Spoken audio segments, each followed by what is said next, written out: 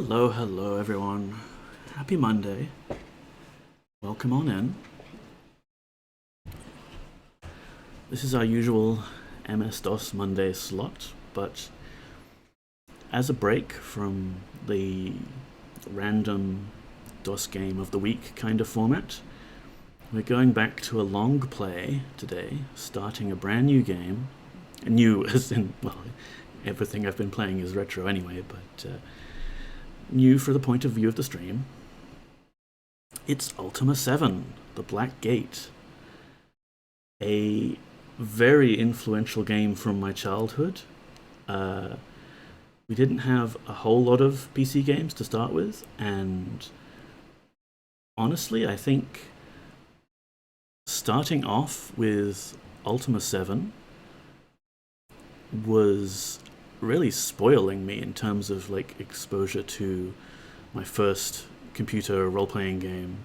I'd had a little bit of exposure to Ultima VI at a friend's house, but Ultima VII was the first one I got for PC. And I suppose you can count like Nintendo games like Zelda as RPG-like, but yeah, Ultima was definitely the big box with the story and absolutely epic, enormous sandboxed world to explore and do. Also, you can try and save the world, or you can do baking. It's amazing. It was absolutely groundbreaking for its time. So yeah, it definitely spoiled me, and definitely had a big effect on the sorts of games I enjoyed. And me and my sister both played this game to death. Knew all the nooks and crannies, lots of secrets, and often we would just go off the rails and build a house somewhere. So yeah, it's Monday. It's 7 o'clock. I am a little tired as usual, but if there's one game that's guaranteed to energize me enough, to hype me up enough and keep playing it through, it's Ultima VII. Unlike our previous long playthrough of UFO Enemy Unknown, which did kind of drag on a bit, let's be honest, I don't think there's going to be any point during this playthrough that we're going to get bored or feel like it's getting grindy. Aside from the game being different enough at each turn, there's always something else to do. I am always going to have something interesting to say. Well, I hope it will be interesting. I'll have things to say about it. Whether or not you find it interesting is subjective. Yeah, just because, like, oh yeah, I built a house here once out of spare parts we salvaged from Lord Butcher's castle. Things like that. So, I hope everyone enjoys it as much as I do, watching the playthrough. And it'll get us stuck into something nice and big for the next foreseeable future. I mean, UFO took us 6 months playing once a week. And who knows, maybe I'll have enough energy left over to play some games on the weekend. It could happen, who knows. We can vary it up a bit. Let's get into it. Let me show you the intro.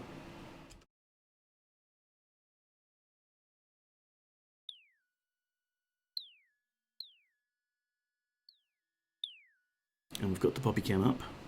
Poppy is snug in her flan. Fish! I thought this might get you to show up. How are you, friend? Good to see you.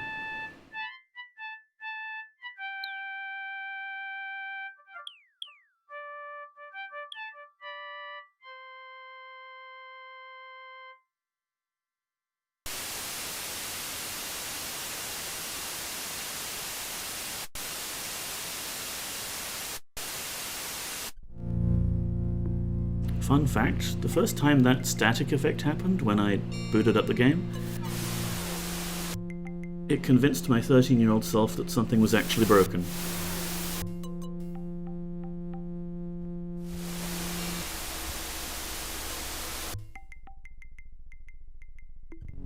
Avatar! Know that Britannia has entered into a new age of enlightenment. Know that the time has finally come for the one true Lord of Britannia to take his place at the head of his people. Under my guidance, Britannia will flourish, and all of the people shall rejoice and pay homage to their new guardian.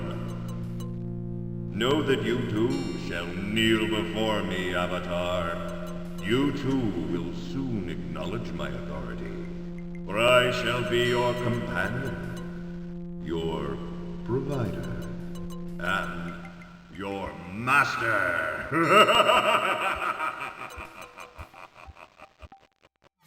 I never finished this game because I'd always end up loading the cheat menu and just teleport to random places to see what would happen. Yeah, we played with the cheat menu a lot. I have finished it legit, but that was a long time ago. And it's nice to revisit this. Let's give it a few more cycles.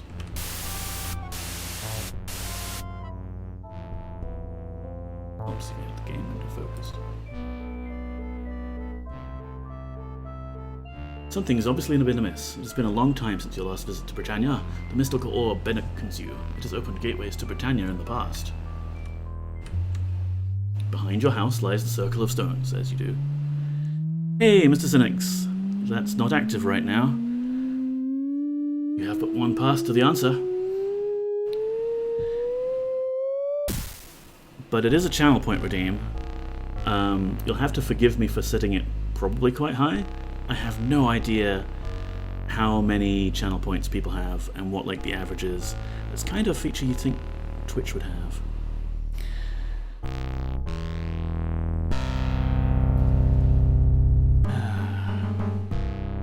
So here we are, Ultima VII, the Black Gate, and with the Forge of Virtue add-on. I didn't have that originally, I had the floppy disk version, but we later got the CD version as well that had Serpentile on it. It changes the intro ever so slightly, and also enables us to progress through the game in a kind of cheaty way, a kind of very overpowered way. And I don't know, like, we could trigger the Forge of Virtue stuff really early on, and get ridiculously overpowered and wade through the rest of the game pretty easily, or we could leave it until a bit later. Personally, I think, for the sake of the playthrough, I'm all about getting as overpowered as possible. We did finish Serpentile legit, though. Nice. Your camera looks both laggy and delayed. Yes, Mr. Zinx, that is because you can actually see my camera quite zoomed in now, what with the new layout I've got. My camera's running at like 15 frames per second. Or you could just use the secret room where you spawn, Trollface. We could do that, I will show it off, but I think I'll hold off on that room. Just because that actually has quest items in it, and it's probably not legit. Gotta draw a line somewhere, right? Instead of just warping straight to the end and finishing the game in one sitting. So let's start a new game. Now, what is our name gonna be? I put some thought into saying, okay, we'll just call the avatar Neko. Because Neko is one of those names where it's about a 50-50 shot whether someone pronounces it right or not. It's a bit loud.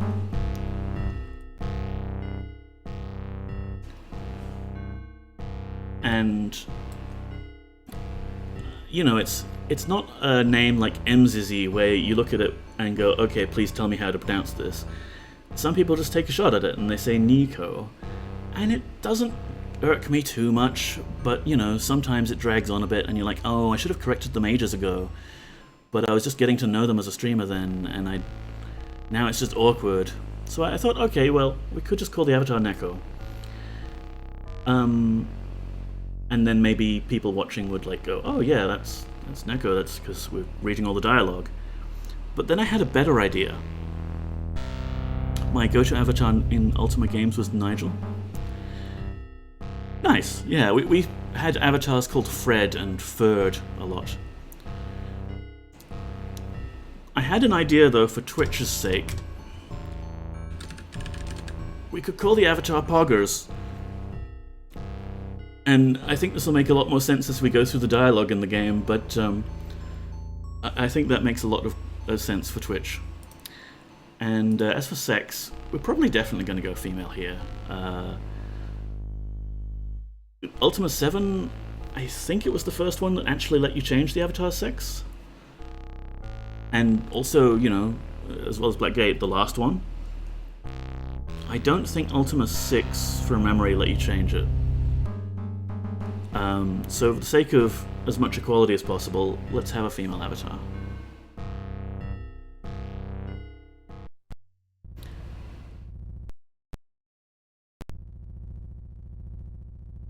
It's going to be a bit slow loading here, because I've got the cycles down.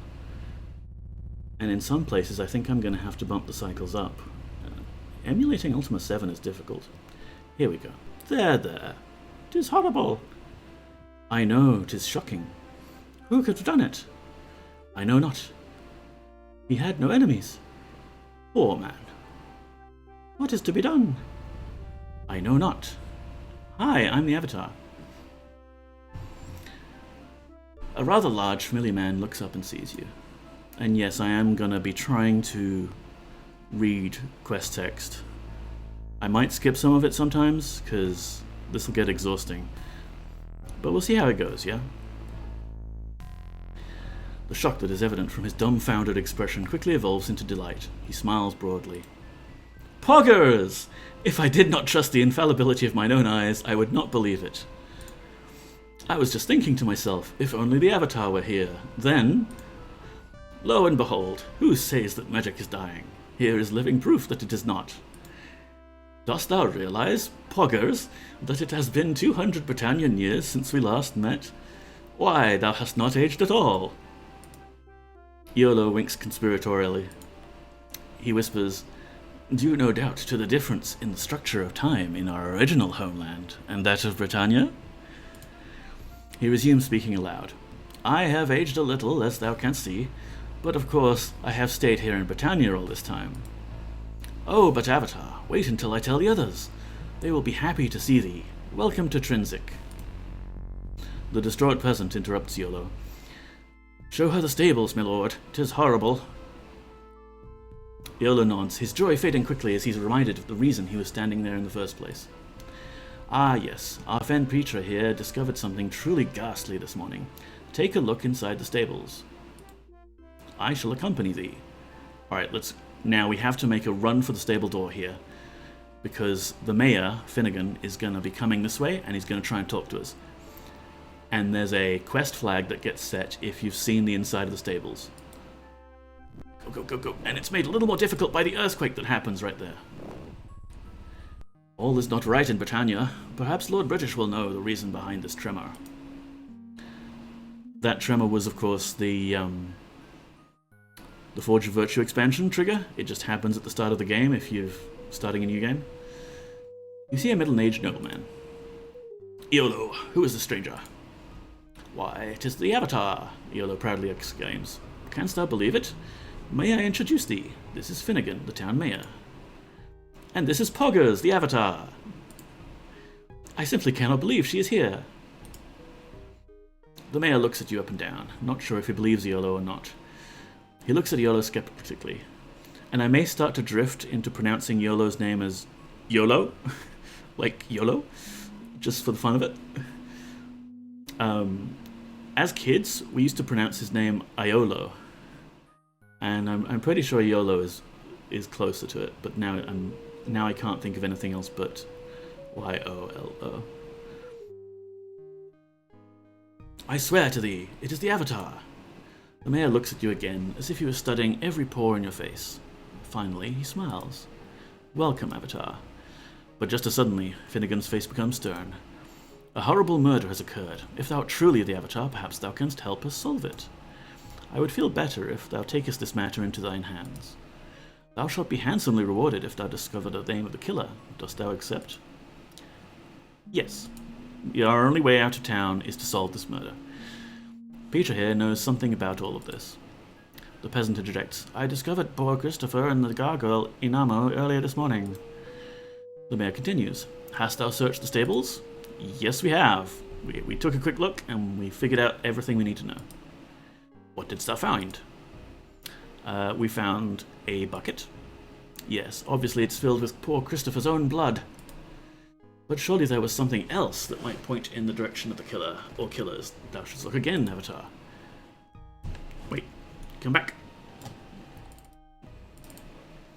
Hast thou properly searched the stables? Yes. What didst thou find? A body. I know that. What else didst thou find? Thou shouldst look again, Avatar. Well, if you're waiting for me to give the right answer, then obviously you already know it, right? A key. A key. Perhaps if thou dost ask Christopher's son about it, he may know what it is for. What's your name again? My name is Finnegan.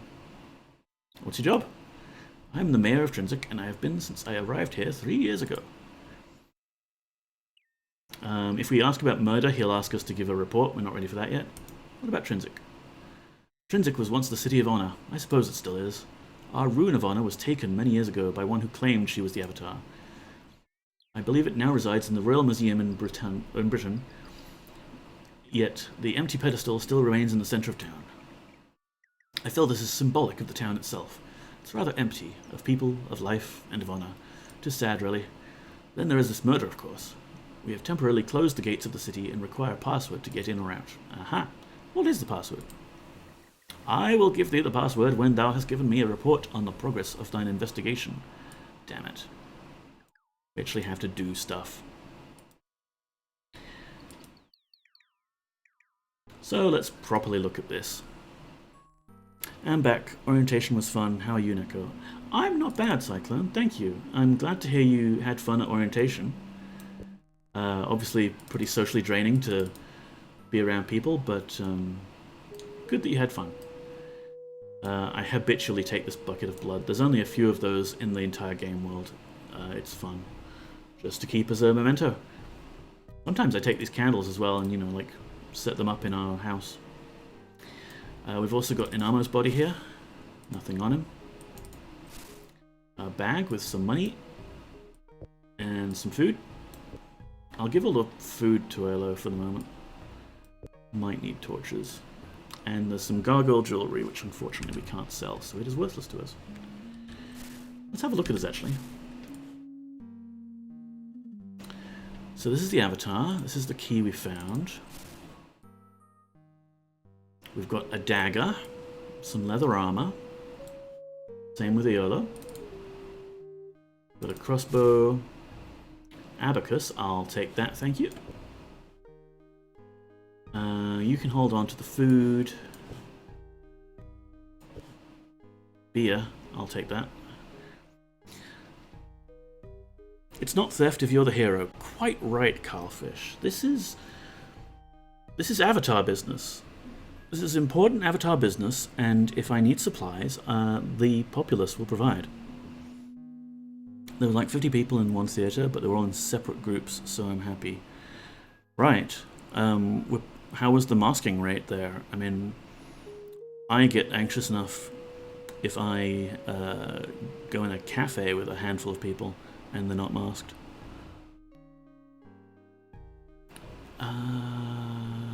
Let's see. So yeah, we've got a cup, kind of pointless item. You can just drink straight from the bottle.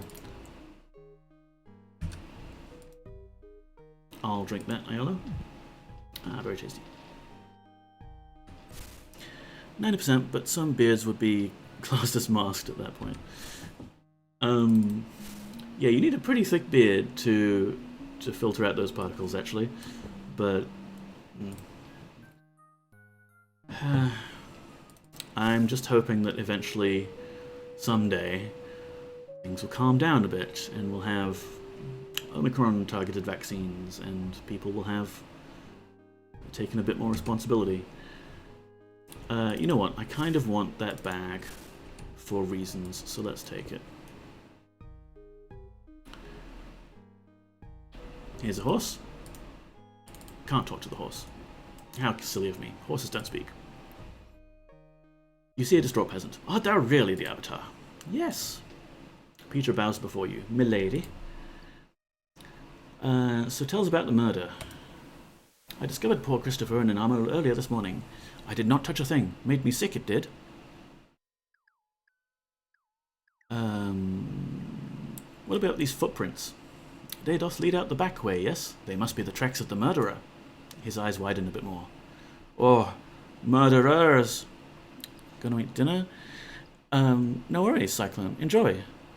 That should have triggered a sound alert. Why are my sound alerts not working?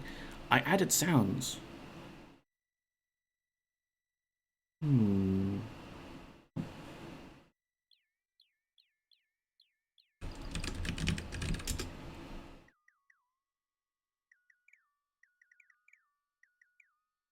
Okay. Good old technical difficulties. I mean, we got the puppy cam working. We got the game working with the fancy CRT shader. Something was bound to break. Oh, that's what I need to do. Because it's not automatic yet. I need to proxy the QBasic bang sounds.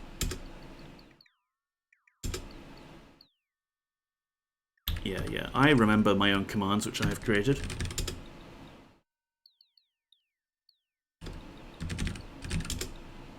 What's a paladin? There we go.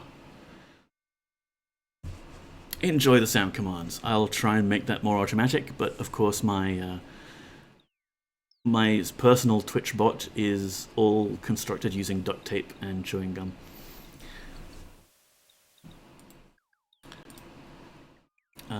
So tell me about Christopher. Nice man. He made the horse shoes for mine horses. In armor? He worked for very little money, did basic chores around the stables and the pub. I let him sleep in the little back room. He must have been in the wrong place at the wrong time. Alright, so the trail of bloody footprints leads out the back way. Maybe this gate guard has some idea about the identity of the murderers. No, that's my inventory. You see an alert and no nonsense guard. What's your name? Johnson. What do you do? I have the morning watch guarding the dock. I authorize the comings and goings of every ship. You know about this murder? I did hear of this. When I arrived at my post at sunrise, I found Gilberto lying felled on the ground. If thou art asking if I saw anything, I did not. No one hath passed by me since I arrived at the dock. Ship? If thou dost want a ship, thou must get a deed from the shipwright. Thou must also have the password to leave town. Oh yeah, what is that password?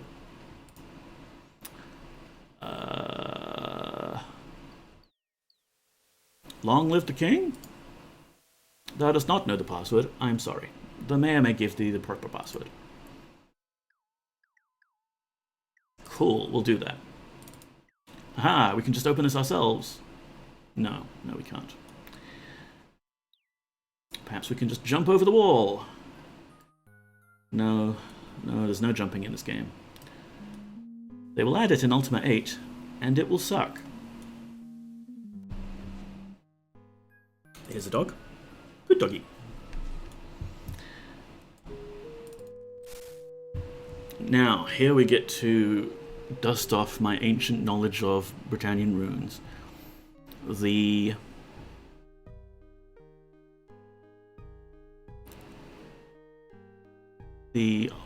Honourable Hound. Yeah, the Honourable Hound. I used to keep secret diary notes in Britannian runes. It's the best. And I once played a couple of games of a Dark Sun campaign where I was secretly a magic user, which is, not on in the Dark Sun universe. And to hide my spells from people in the world, but also from my fellow party members, I transcribed the spells that I'd picked from the book into a little notebook in runes.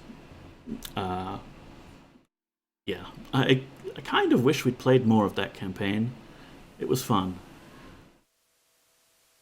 You see a gorgeous and voluptuous woman in her 30s. What's your name? My name is Apollonia, she says, as she sizes you up. And what do? Why, I run the Honourable Hound Pub and Inn, she purrs. Wouldst thou like a room, or wouldst thou like something to eat or drink? Just say so, and I shall try to please thee with my delicacies. Okay. Do you know anything about the murder? Apollonia shuts her eyes and shakes her head, as if she had just bitten into a very sour lemon. Oh, that was so hideous. How could anyone do something so horrible? Art thou searching for information? I do hope thou dost find the person responsible. Thirsty NPC right out of the gate. Yeah.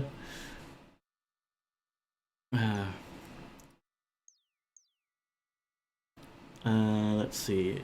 Yeah, do you have anything that will quench our thirst here? I can offer thee mead, wine, and ale. Let's buy something. Let's do commerce. Let's buy mead. Mead is nice. Mead sells for 7 gold for 1 bottle. Is that price all right? Yes. 'Tis thine. Wouldst thou like something else? No.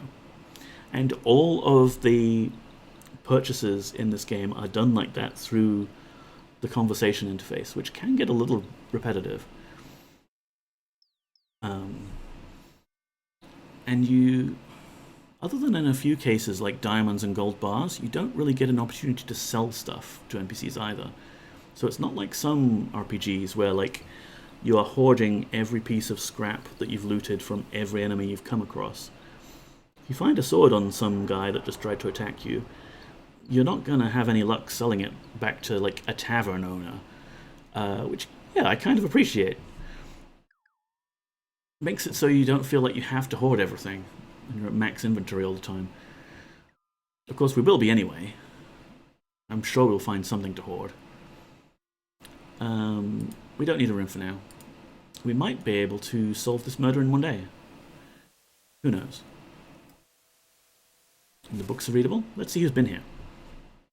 Walter of Britain, Jaffa of Yew, Jana, or I think it would be Yana. But again, 13-year-old me and my 10-year-old sister, we figured that must be pronounced Jana. And Atans of Serpent's Hold. Jana is an NPC we can pick up later.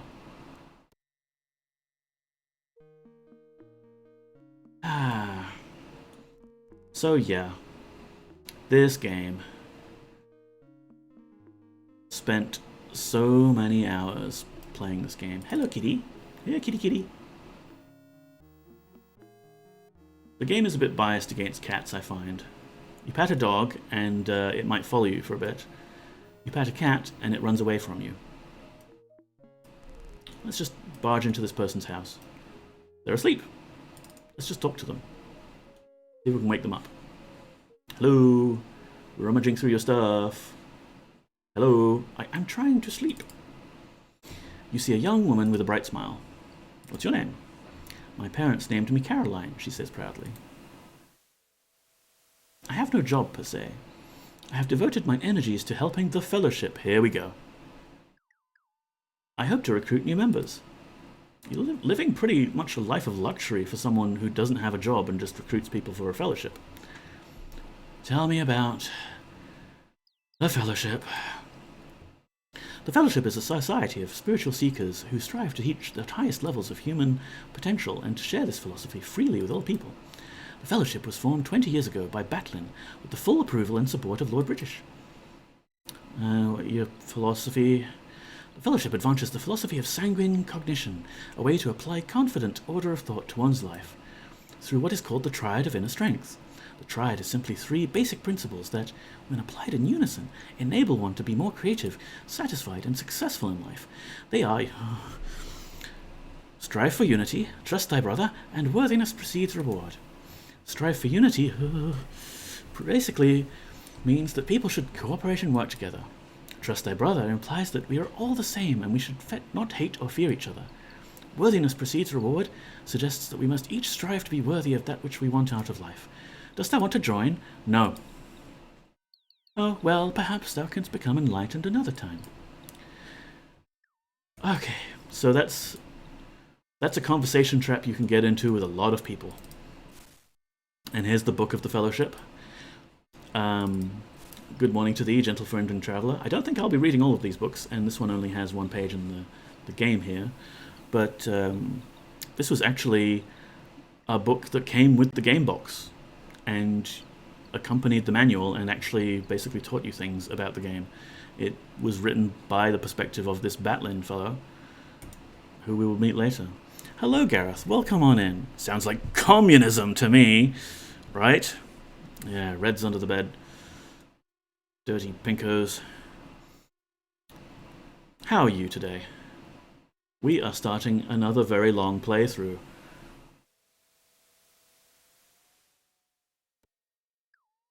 So, we need to find this person Christopher's house and find his son. Oh look, here we are, because I know exactly where it is. We'll just barge in as usual and talk to the boy. You see a boy who appears to be a young teen. He is dirty and unkempt. I wasted far too much time hex editing the Ultima VIII data file to change the text of the books. Oh, interesting. What did you change it to? I started a new job today and got very sick. My wife also started uni today and also suddenly got sick. There seems to be a correspondence here between work and sickness. We should abolish work. He looks as if he'd been crying, but he sits up straight and looks sharp when he sees you. Who art thou, and what dost thou want? You realize the boy has a sling in his hand. You face the boy and tell him who you are.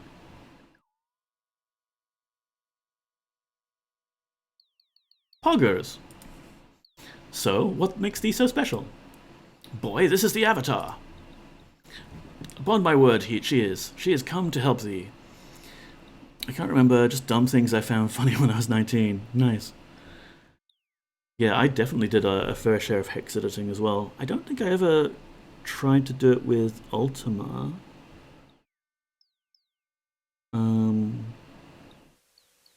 But yeah, anything where you might possibly want to cheat in money for like SimCity or things like that.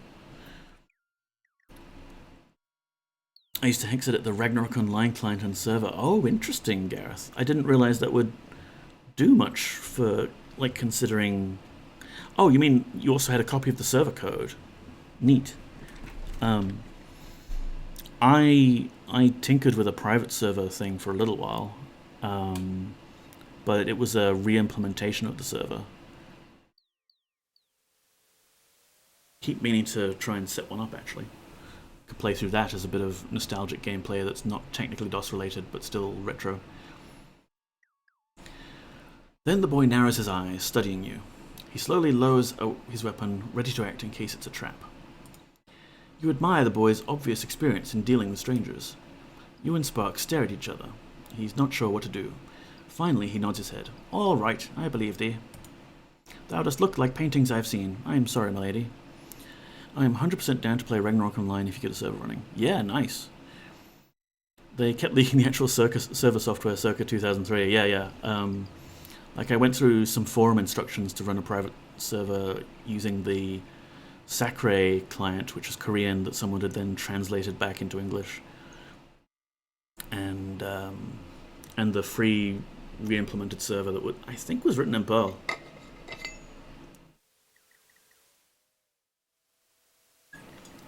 I also tried my fair share of botting, which was also in Perl. I tried to understand it, but I didn't have my head fully around Perl back in that day, so it was very weird and confusing. I suspect if I went and looked through the source code now, I would still find it confusing, because, yeah. That's a language which allows people to write in whatever style they find comfortable. And sometimes that style is crayon drawing. Because Perl is gibberish. It's still fun. I mean, I got a lot of fun work done with my desktop in Perl, but it's a double-ended shotgun. Let's see, what's your name? I've always been called Spark. And what do you do? What is your employment? I have no job. Filthy wretch. I'm only 14.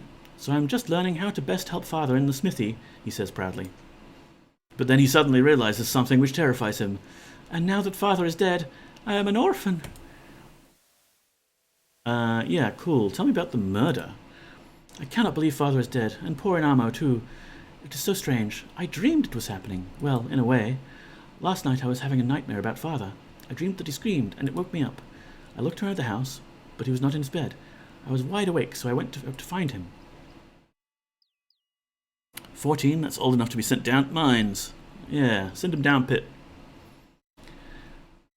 You're an orphan now, then. My mother died a long time ago. I can just barely remember her. And what did you find? No, I did not find him, at least not right away, but I did see something. Something? This boy needs a lot of prompting. I was in front of the stables. I saw a man and a wingless gargoyle running from behind the building. They ran towards the dock. Then I went inside and found... Father. Spark's voice falters and he begins to sob a little. Yes. We need details, boy. What about the man? All I saw of him was that he had a hook for a right hand. The gargoyle? I cannot tell one gargoyle from another. Racist. I could not identify him, except that he had no wings. And the man with the hook? Wilt thou go find the man with the hook? Let me help thee, the boy pleads. His tears cease, and his face takes on a determined, forceful look. Take me with thee, please. I must avenge father's death. If thou dost not take me with thee, I will follow thee anyway. The boy is all excited now. I am an expert with a slingshot. I can strike sewer rats with almost every shot. And I am small. I do not eat much. Please take me. Please ask me to join thee. Him saying that he does not eat much is a filthy lie. A kid found the corpse of his own dad, and they just sent him on his own to hang out with his parrot. Yeah. Yolo whispers to you, I do not know about taking a child on the road with us, milady. Suddenly Spark lets his sling fly. His target, a small fly hovering above Iolo's head, is smacked out of the air. You laugh as Iolo gulps. He jumps away, curses, and runs his fingers through his hair. I told thee I'm good. May I join? Yes. Yes, much like Batman recruiting Robin, Spark will be our boy wonder. He works for food. Hooray! The boy leaps with delight. So now that you're all happy, tell me about the nightmare. I know it sounds witless, but I dreamed that a big, red-faced man was watching down on everything, and he looked down, and he noticed father. That's all I remember. I feel like recruiting children for combat is something that doesn't happen much these days, right? I mean, it creates jobs. It teaches kids important skills that they're going to need later on in life, assuming they make it to later on in life.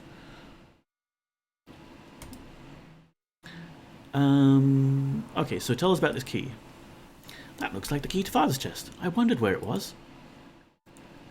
Father? Father was the blacksmith. I cannot believe that he has been murdered. He had no enemies that I know of. Well, what do you know? You're 14. Unless it was the Fellowship. Oh, tell us about this Fellowship. Well, at first they harassed Father and me when they came around asking us to join. I suppose they do good things. Many people do like them. Father eventually joined the group after he went to Britain and took one of their tests. What's these tests about? I do not know anything about them. I never took one. Maybe thou should ask the man at the Fellowship branch, Clog. We know about those. Tell us about the smithy. Father was the best blacksmith in Britannia. People were always coming from everywhere to get him to make this and that. Cool. Alright, I will speak with these later. In games, at least. Oh, in games, Gareth. Yes, games. Here's a chest. It is locked. We have a key. Don't need this anymore. We've got a Fellowship medallion. We've got a piece of paper that says, Thou hast received payment. Make the delivery tonight.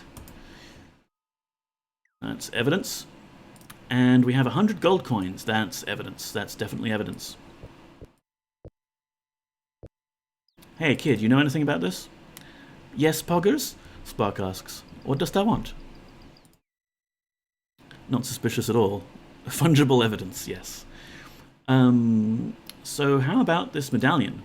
Father was a member of the Fellowship. I do not know why the medallion was in the chest. He usually wore it. And this scroll?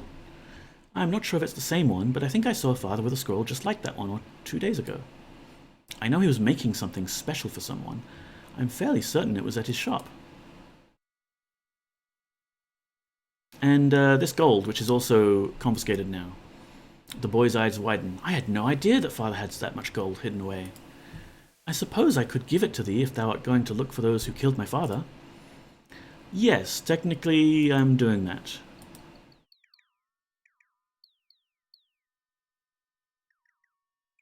Oh, and this parrot, and a handy gavel right here. You can use the gavel on the parrot. I will tell! The treasure is at 169 south, 28 east. Every parrot in this game knows where this buried treasure is.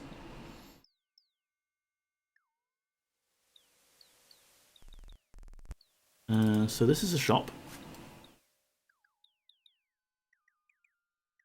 And it's run by this person. You see a stern shopkeeper who might once have been a strong fighter. Thou hast entered my shop, so thou hast best buy something.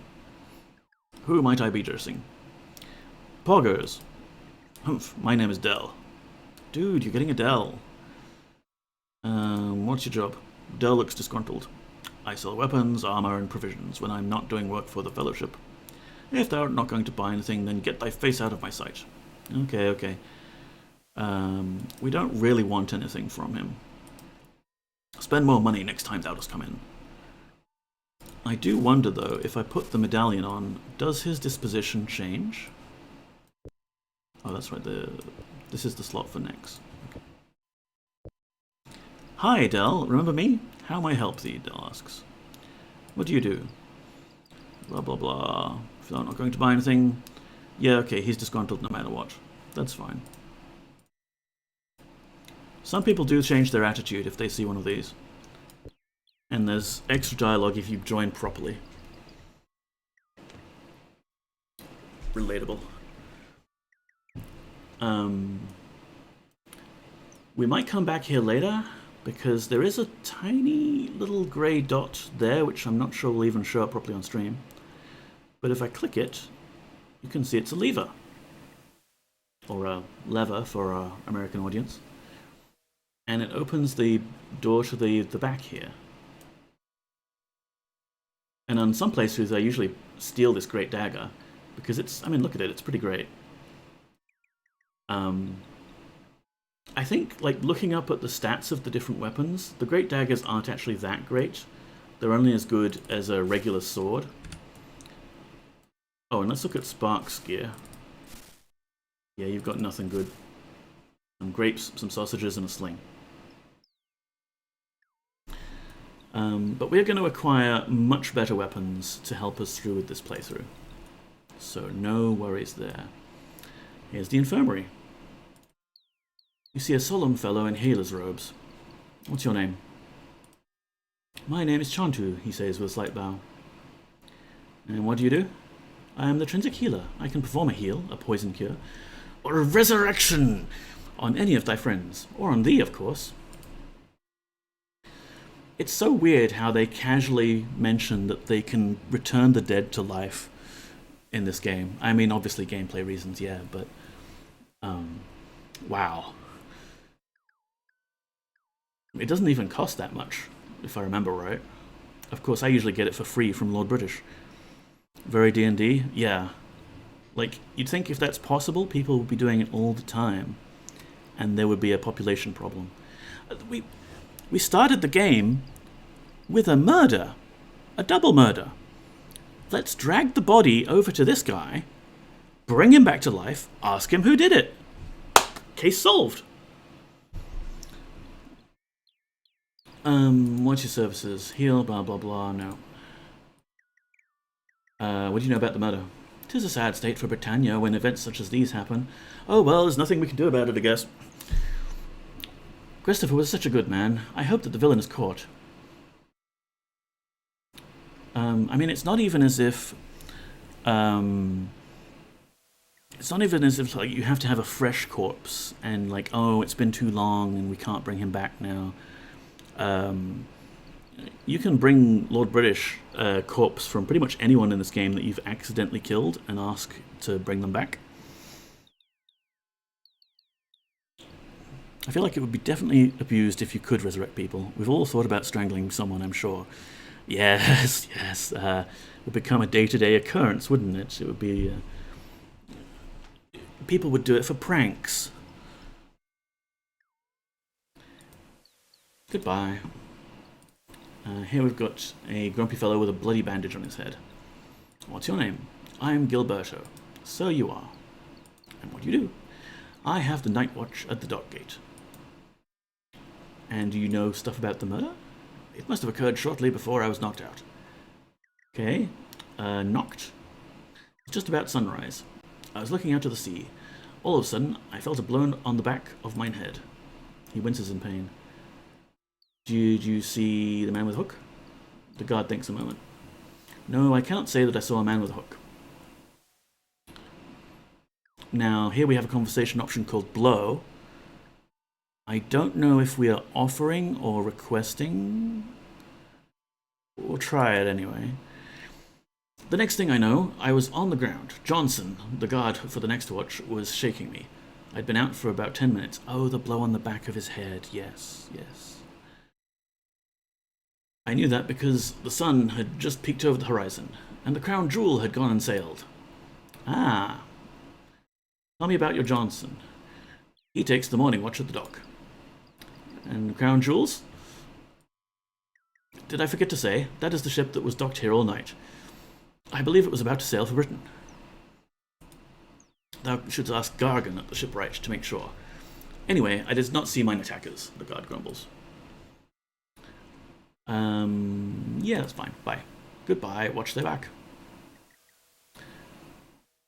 And here we have a couple of other people in the infirmary. They just say R, I'll give you, double click them. They're not real people.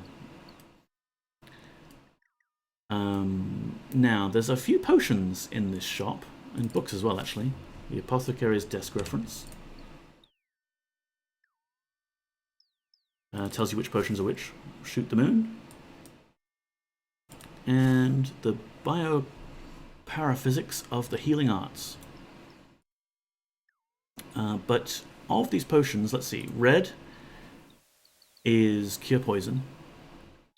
There's so much innuendo, yes. The blue potion is very good. It's a sleep potion. What the good of that is? Well, you could drink it yourself and fall asleep, and heavens knows I would love to be able to have some of these blue sleep potions in real life. But in the game, you can actually use it offensively. Yellow potion is healing, and green is poison, which again, you could use offensively, although it's less useful, I think. Now, the trick is, if I were to move something around, people will see me. Okay, they don't care about that. What about this? Leave that be. And eventually they'll get annoyed at you and they'll call the guards. And likewise, if I open up my inventory and try and drag stuff into it like this, my companion, Aiolo, who is a paragon of virtue just as I am, because I am the avatar, would get a bit annoyed at me for being a little bit unvirtuous there. So the trick is, you just drag stuff straight on top of people and into their inventory. And then it happens so suddenly that they have no chance to complain. And now we have these potions. Yoink! I need another drink. Magical theft. That's right. You just take it in a blink of an eye, and no one sees it because it's too fast.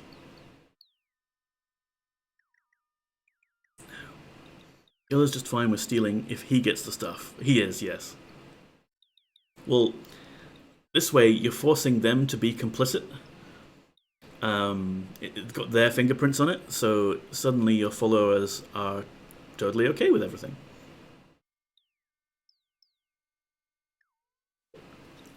I was saying that playing this game is going to energize me enough to overcome my usual tiredness and lack of stamina to play long streams. And that's true, I think. On the flip side, if I'm reading out everything that we're talking to people about, it's going to nuke my voice. So that's going to be the limiting factor of the streaming here. Let's get out of Trinsic at least. Let's do all the Trinsic quests and see how we go.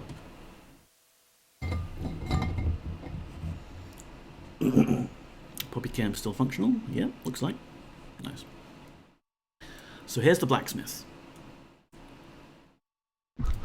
And it's been broken into and rummaged around of. And it's like, it's haunted now. Ooh, scary. Oh, things are happening. Spooky. It's interesting because the murder didn't occur here. I believe in an early draft of the game, this is where the murder was going to occur. Hence why it's sort of haunted and been rummaged around with. But now there's no real reason for it to be like this, other than spookiness. We've got some money. Yoink. We've got a bag with some more money in it. Let's take the bag as well. They're useful things to have to sort of segregate your inventory. There's a drawer full of clothing. Sometimes the developers like to hide important or useful objects underneath clothing like that, but not in this case. And we've got some crates full of miscellaneous junk, buckets, sword blanks. You can actually do a bit of forging in this game. If I put the sword blank on the forge here and push the bellows, is it this particular spot or is it another one?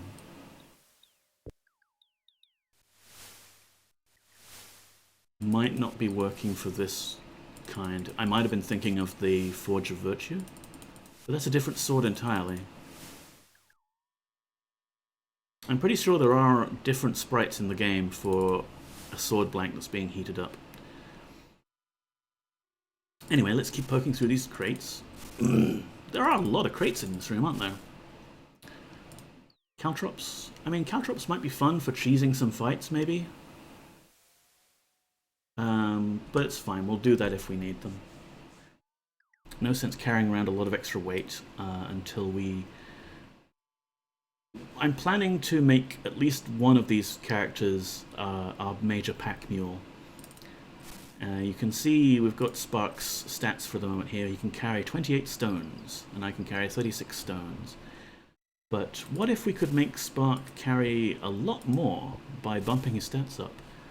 That's going to be something fun we do in a few weeks' time, later, when we have the supplies we need. But yeah, since we're here, why don't we take a look at the cheat room? We're not going to make use of it, but we will have a look at it, because we can. And I'm pretty proud of this, honestly. I discovered the cheat room on my own back in 1993 or 94 by myself, without the aid of a guide in a magazine, or, I mean, you certainly couldn't Google that sort of stuff, right? There were no resources to help you, and just the sort of nagging feeling that, hey, there's a lot of crates here, and, like, I wonder what would happen. Like, just kind of, you look at the roof of this building and you get a funny vibe. And maybe it's because you're going to end up playing this game so much that you're going to end up having dreams about it and things like that. But yeah, you're going to get a notion that you want to go down that chimney somehow. So what you do is... I think I found this reading the FAQ on Usenet. Oh, I didn't have access to Usenet. You could always ask Jeeves. I could, but again, no internet. I had dialed into a BBS once or twice, but that's about it. Cheats when they didn't cost $9.99, yeah. So what we could try and do here is build a staircase out of crates.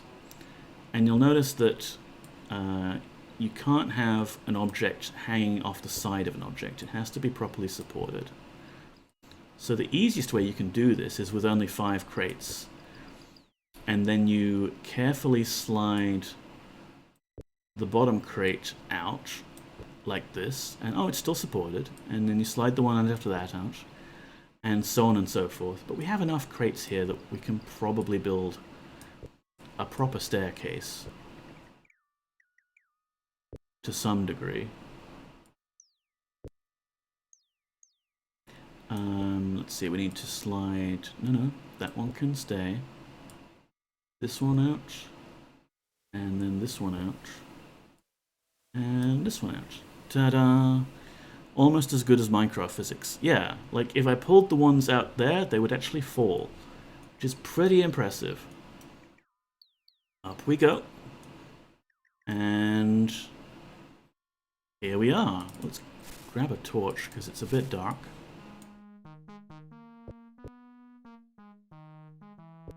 Dun, dun, dun, dun, dun, dun, dun, dun, dun.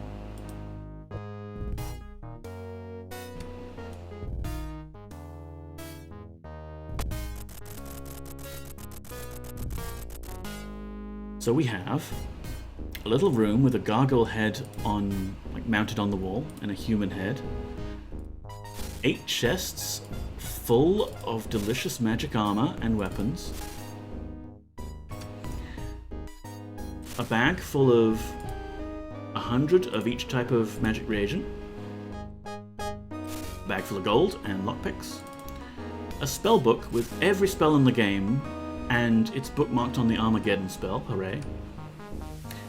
And you can see there is an invisible crate, which has some mysterious items, which we definitely don't know what they do. And actually there's no way back out here, so we'll have to go through here. A teleporter.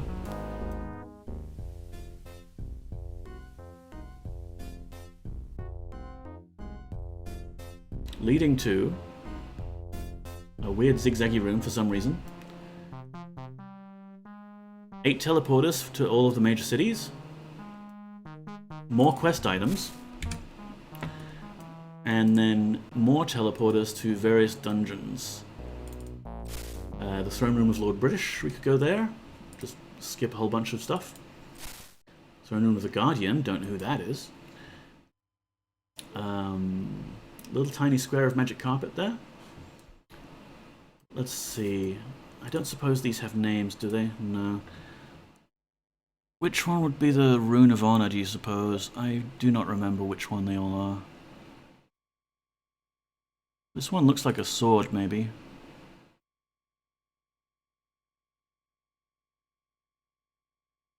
Let's take this one, and we can cheat our way back to Trinsic if we need. Where are we? We're in Jaholm. Okay. Cheating our way back to Trinsic. Because we haven't technically, legitimately escaped yet. We need to figure out the password. There's another gate here. Just a generic guard. I've never really talked too much. Hey you. Yeah, generic guard. My name is not important. Pleased to meet you, not important.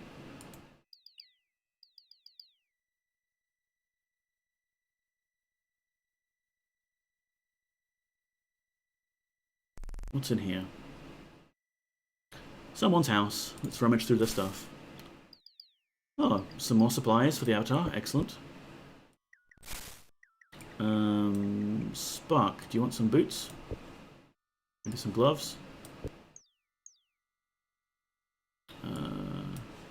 I mean, we'll get better gear pretty soon anyway. Wait, this one is the helmet? Yeah.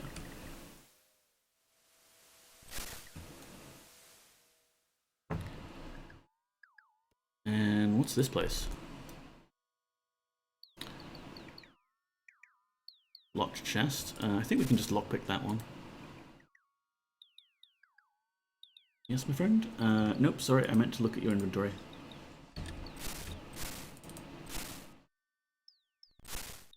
There we go, we've got a few lockpicks.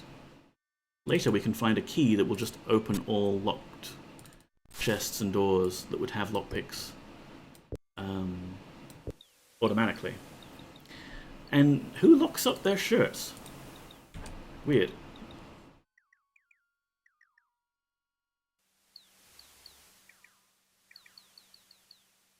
So, there's the inn. That food smells good. Here is the Fellowship Hall. It's interesting how little games have actually changed in 20 years. I mean, I think Ultima VII was ahead of its time, really. This is a woman who seems pleasant and welcoming. I'm proud to meet the Avatar, she says, beaming. What's your name? My name is Ellen. And what do you do? I do the bookkeeping at the Fellowship branch. I work with mine husband, Clog. Tell me about Clog. Mine husband, Clog, is a wonderful branch leader.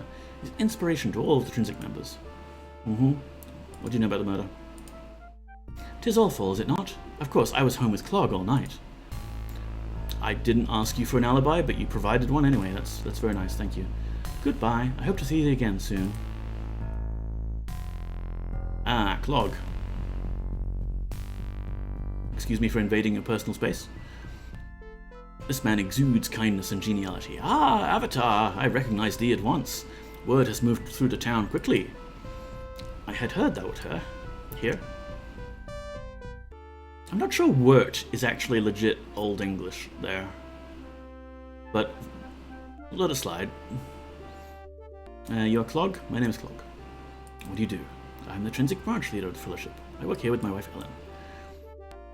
Murder? Well, the man says, reflecting. I was home all night, and my wife Ellen will certainly verify that. But as we say in the Fellowship, worthiness precedes reward. Christopher must have done something bad. And the poor gargoyle Inamo, 'tis a pity. You know a lot about this crime for someone who was home all night and has not seen the scene of the crime. I did not know the gargoyle. It sounds as if he was in the wrong place at the wrong time. 'Tis a pity. Don't talk to him about the Fellowship, he'll go off on a spiel. Do you know a man with a hook? I'm afraid I do not know a man of that description. And, yeah, it's fun. If you really want, you can come back to this guy late game with a particular item and force him to tell the truth, and he'll quite happily tell you all about it. You can tell they're evil because they don't use runes. Yeah, what's with them in this new simplified alphabet, Calfish? Reading should be hard.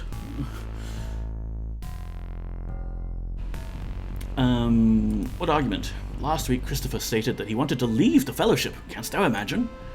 Well, we simply attempted to speak with him and alter his decision. We debated him in the community of ideas. The man verbally assaulted me and my companions with no provocation. What do you know about this scroll? I don't know anything about that. How about this medallion? Christopher had expressed interest in leaving the Fellowship. Perhaps he'd stored it for safekeeping. Yeah, I don't know. Companions?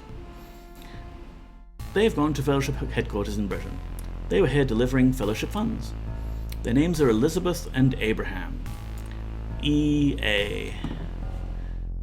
One of the many slight references to Electronic Arts that is made in Ultima VII and Ultima VIII.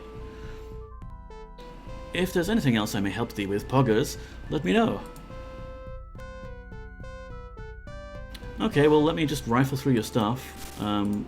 Oh, a donation, thank you.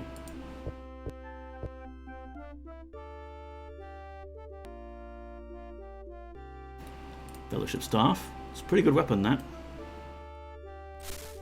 Some rings, the boring, the Book of the Fellowship. Nice little sealed box there. We could steal it. Let's steal it. There's no problem stealing from the Fellowship.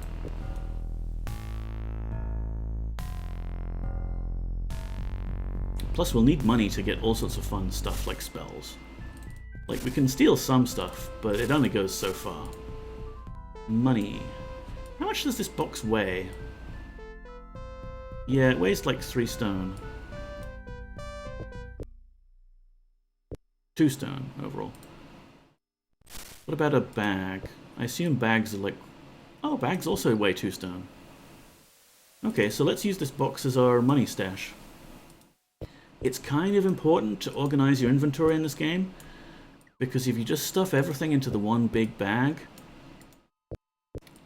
it will get completely overloaded and you won't be able to find anything ever again.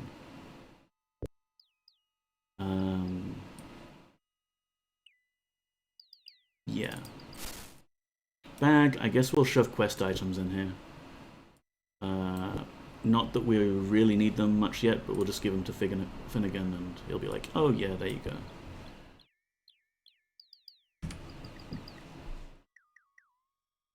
Now, what else is on our tour of Trinsic itinerary? Someone's house. They've got a cleaver, some crates. Yep. Pretty mundane.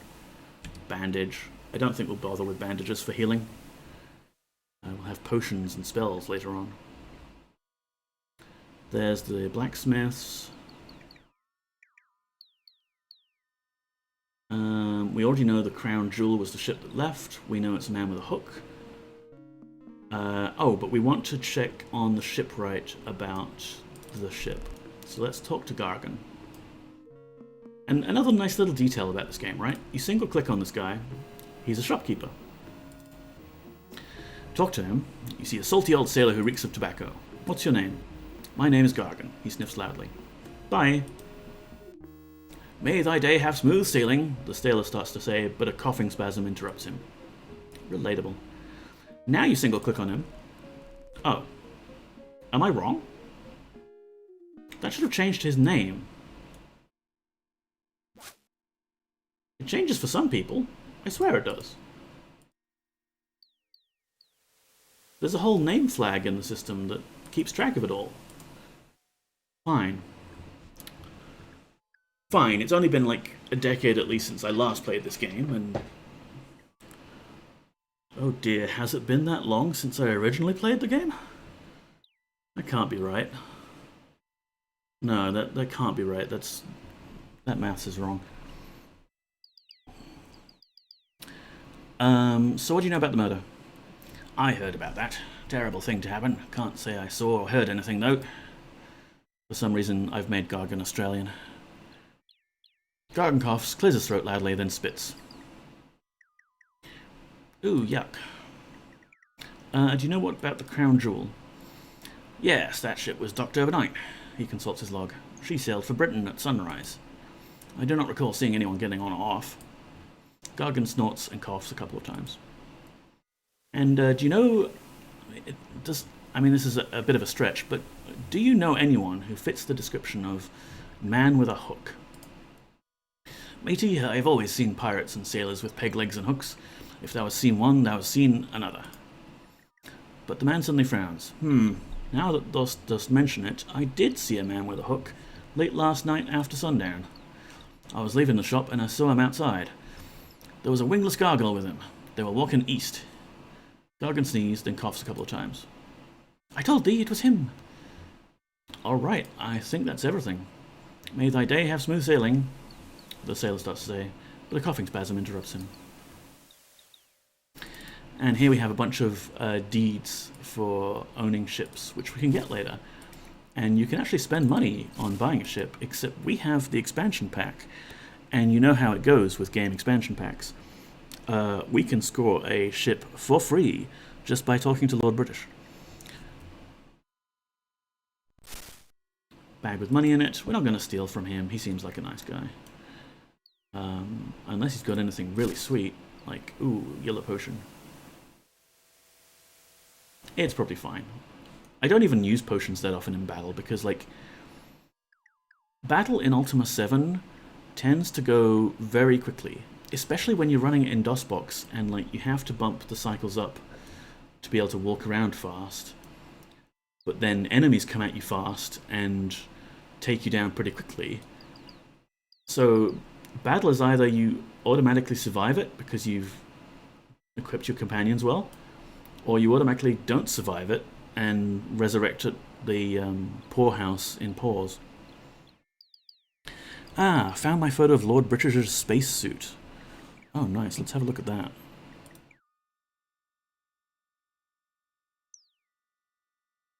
Yeah, that's the one he wore, isn't it? For the sake of people on the stream who don't want to bother clicking links. There we go. Lord British has been to space. How about that?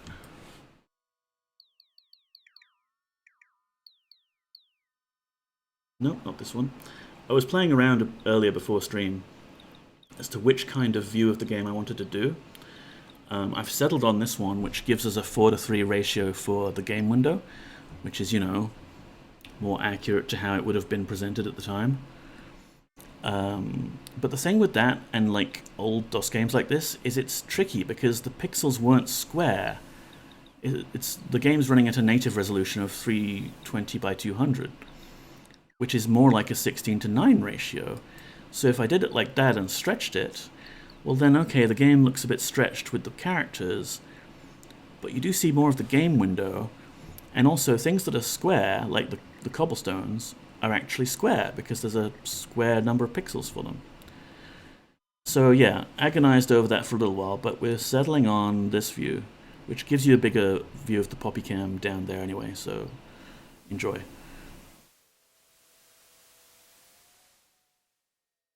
Went to Huntsville, Alabama to meet the D&D Beyond people. It was at the NASA space place nearby. Huh. Neat.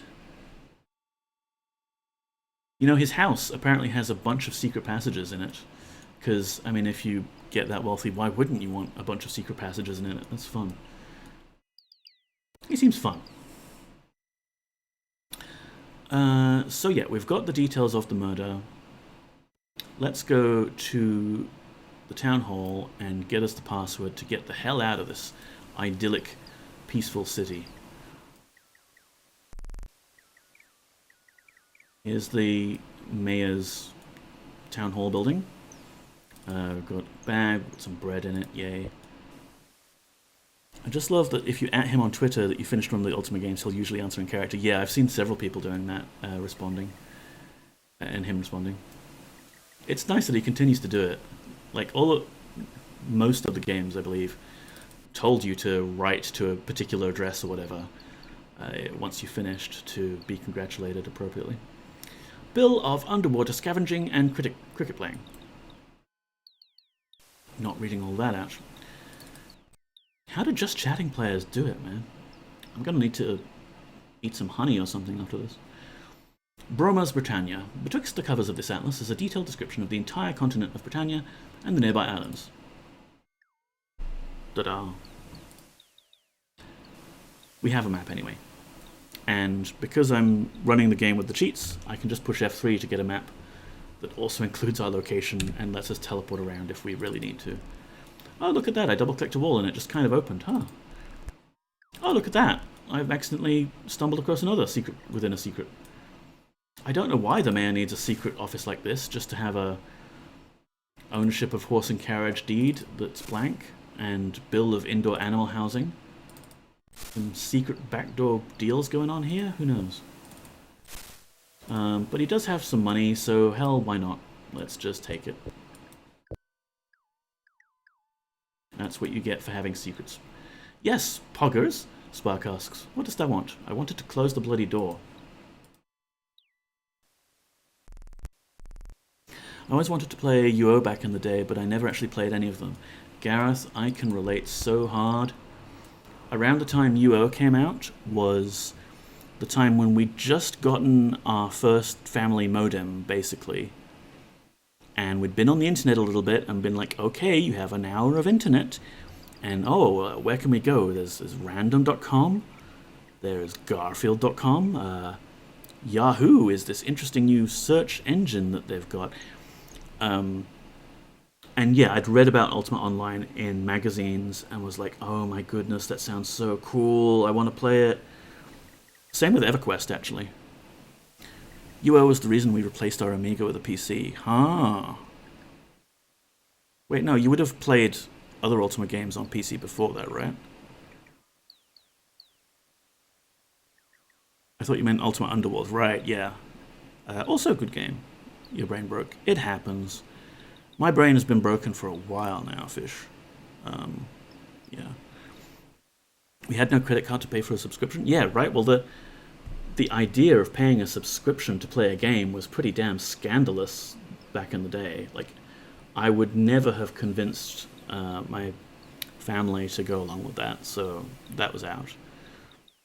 And yeah, Gareth, like the first MMO that I played was when I'd moved out, and of course it was Ragnarok Online, so that went well. I think, yeah, because that one for Australia, they gave away a free trial of it on magazine, like a magazine cover disc. That's how they get you. First one's free, or at least they ran it for 3 months before turning it into a subscribed service. Which is why I ended up playing Ragnarok Online, because it was free for a while and played it illegally for a good while. Right, yeah. I ended up subscribing just because I had a network of friends in there at that time that was like, oh, are you going to subscribe when it becomes paid for? Like, oh yeah, I might. Oh yeah, okay. Yeah, the network effect, that's what dragged me in. I played on UO for a bit, but really just because an online friend vanished into it and was the only way to hang out with them anymore. Wow, yeah. It did become an obsession for some people. I'm sure it would have become an obsession for me. Yes, Avatar, Finnegan asks. I've solved the murder. A crime like this has never happened in Trinsic before. I cannot believe this happened to Christopher and Anama. Please explore the town. I would appreciate it if thou wouldst give me a report on their progress. Christopher, Gilberto... Actually, I have seen something like this before. It was about 4 years ago in Britain. Really? 4 years ago? 'Twas before I came to Trinsic. There was a murder with strikingly similar aspects. A body was found, mutilated exactly like poor Christopher. It appeared to be a ritualistic killing. I would wager that whoever was responsible for that murder is the culprit behind this one. Dun dun dun. Okay, I'll give you my report. Art thou ready to answer some questions concerning the investigation? Yes. Very well. What was Christopher's occupation? Blacksmith. What didst thou find at the murder site? Well, all of these things, but a key. What did the key open?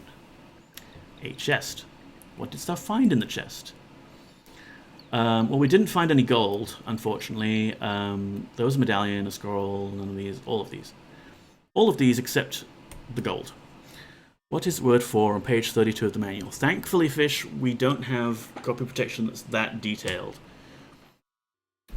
If you recall, they ask us about coordinates on the map. And if we're lucky, I can maybe get these off the top of my head with a couple of tries. But if we're unlucky, I'll have to pull up my PDF of the map. Or, you know what? I still have the box in my room. I should get that to, show people. Dost thou have a suspect? Yes. What does this villain look like?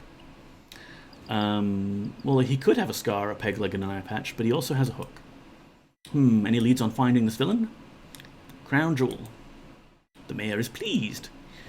It seems that thou art pursuing thine investigation with genuine fervour.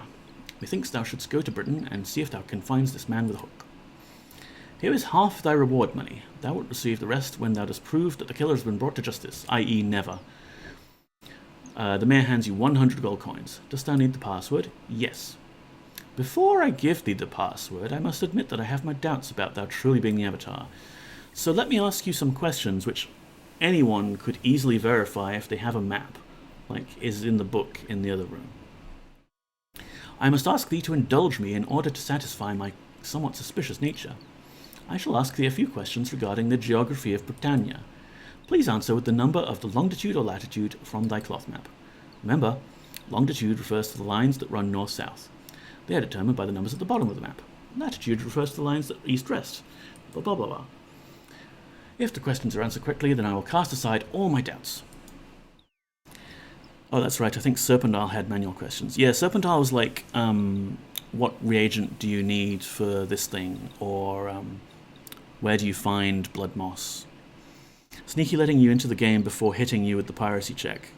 Yeah, like, a lot of games did that, right? So that you... for starters, you had an option to have a bit of the game as a shareware demo. And you could cut the thing off there. And then also... some piracy checks, like, people crack the game to pirate it. They might crack Finnegan's questions here if they know about them. But then, if you recall, Carfish, Batlin for the Fellowship Acceptance quest asks you more questions of the same type. And they might not have cracked those questions out, so it's like, aha, gotcha. What latitude runs through the center of Dagger Isle? 30? Well, longitude runs through the center of the island of Buccaneer's Den. I think that would be 90? I think that would be 90. What latitude runs through the center of Skara Brae? I want to say 30 again. I don't think any of the answers to these are 0. I'm afraid I still have my doubts about that being the Avatar. My public duty disallows me to give thee the password. I'm sorry. No one is allowed to leave. Alright, let me get my manual and map. It's not a cloth map, unfortunately. I got the version that was maybe like a later release where it's just a paper map.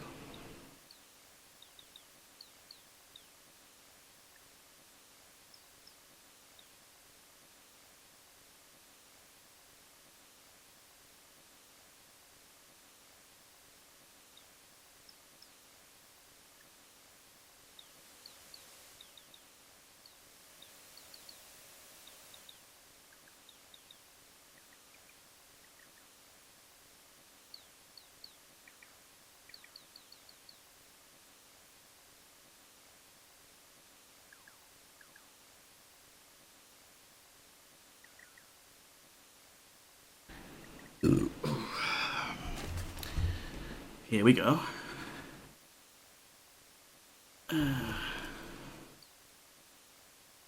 So I don't have my original black box. Let's go with just chatting screen. I don't have my original big chunky black box, but I do still keep the floppy disks around. This one is the complete Ultima VII on CD-ROM that comes with Serpentile and Blackgate with the expansions. I should probably get a better webcam, but, my priority is for the Poppycam looking good. That's the CD.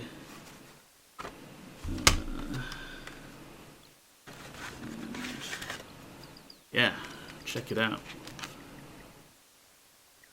Floppy disk.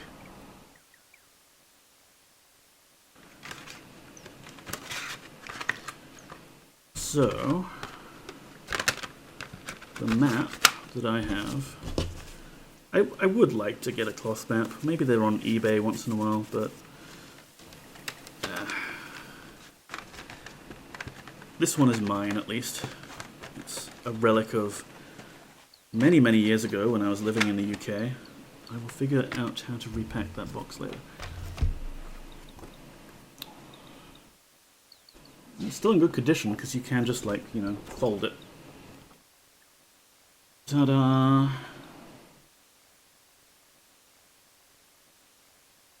So they asked us the longitude of Dagger Isle, this one, which I think is right at 120. The latitude of Buccaneer's Den, and then the latitude of Skara Brae, which is over here. And I think, yeah, one of those is 0, so I should have answered 0. And it's very tiny writing that's very dark.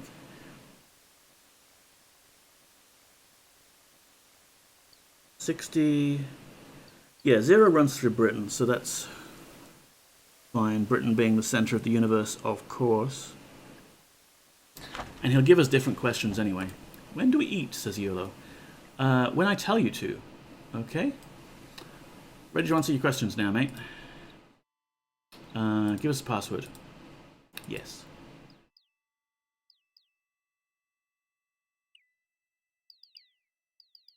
What latitude runs through the center of Scarborough? Okay, latitude, Scarborough. That's 30. Latitude runs through the center of Dagger Isle. Oh, interesting, that's 0, because it's on level with Britain. Longitude runs through the center of Buccaneer's Den. Very dark, but if that's 0, that's 30, that's 60.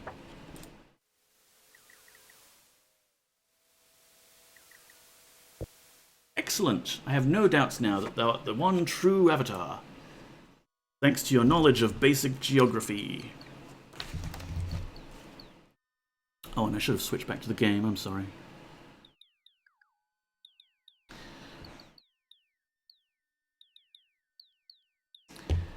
Oh, I almost forgot. The password to leave or enter the town is Blackbird. And it's possible to screw up the piracy checks in Ultima VII, Blackgate, and Serpentile. And it's quite fun if you do so. Because the game prevents you from playing the game normally, even with cheating, by changing everyone's dialogue to absolute nonsense. Yeah, when do we eat? People are getting a little hungry, so let's feed people. Let's have some bread. And on this note, I figured I could be playing Exalt, which everyone knows, or everyone who's played Ultima knows that there's a modern engine re-implementation of Ultima VII and Serpentile that runs on modern computers, and it lets you have arbitrary window sizes, and it includes a lot of quality of life fixes. For example, in Serpentile, they introduced a key, like you can use the F key, not one of the F keys, but the actual F key for food, and just automatically feed your party members with something, like whatever it finds first in your inventory. Blackgate does not have that, and Exalt, of course, backports it to Ultima VII for you, so you could make use of that. Similarly, the paper doll system, they had a more advanced one in Serpentile, and you could backport it to run with the Ultima VII game data, which did actually make for some hilarious looking buff Spark, because instead of this hand-drawn paper doll here with Spark, it would be Spark's head on a default buff male body, which looks completely absurd, but maybe we'll show you off that in some sort of side playthrough stream where we look at Exalt.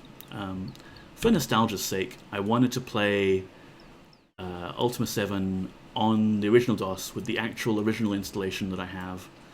I even have some really old save games on this thing. Speaking of, let's save. I've archived them all here.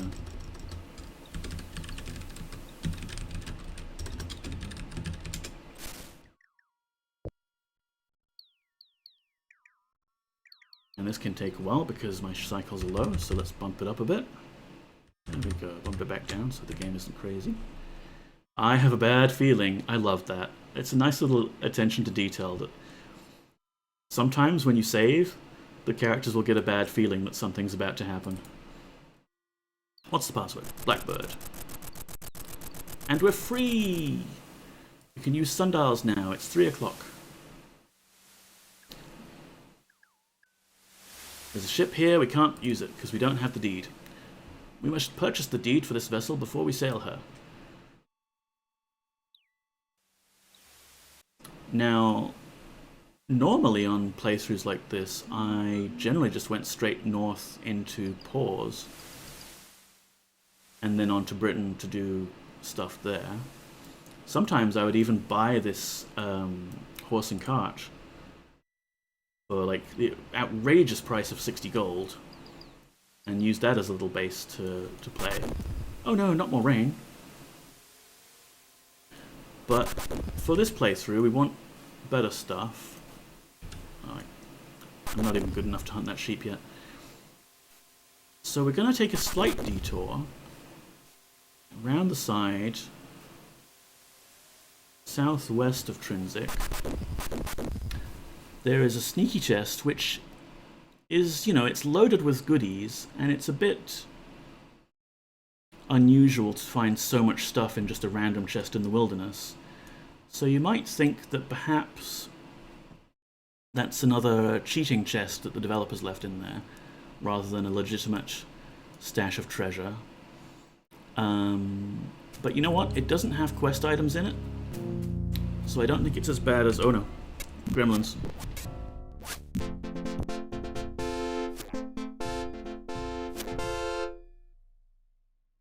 Gremlins are bad because they steal your food, but on the upside they do also drop food. What was I saying? Yeah, in terms of cheatiness, if it's got quest items in it, then I think it's kind of like, okay, that's a debug chest for developers to help test things. But if it's just like a random chest out in the wilderness that happens to have really good gear in it, and we find it... Die horse.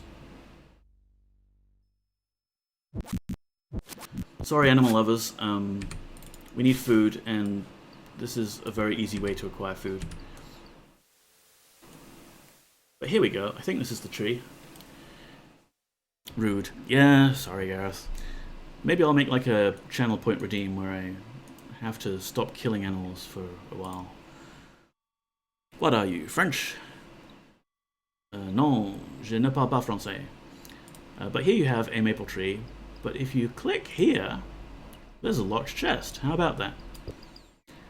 And we could go looking for the key, which I believe is... It's around there somewhere, but the other thing we can do is just bash it open. Eventually.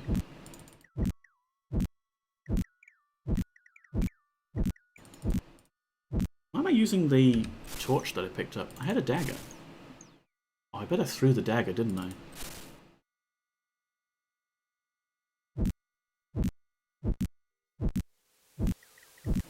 Am I going to have to actually... Oh, wait, there we go. So we broke the chest open, and how about that? Ew, that sound effect really isn't very good, is it? I'll tell you what that is. That's the fire sword that's in this pile here.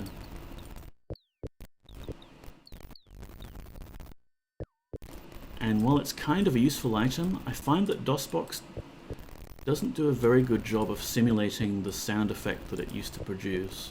Or maybe I'm hearing it through rose-tinted earbuds. But I feel like this... No, that's a ring.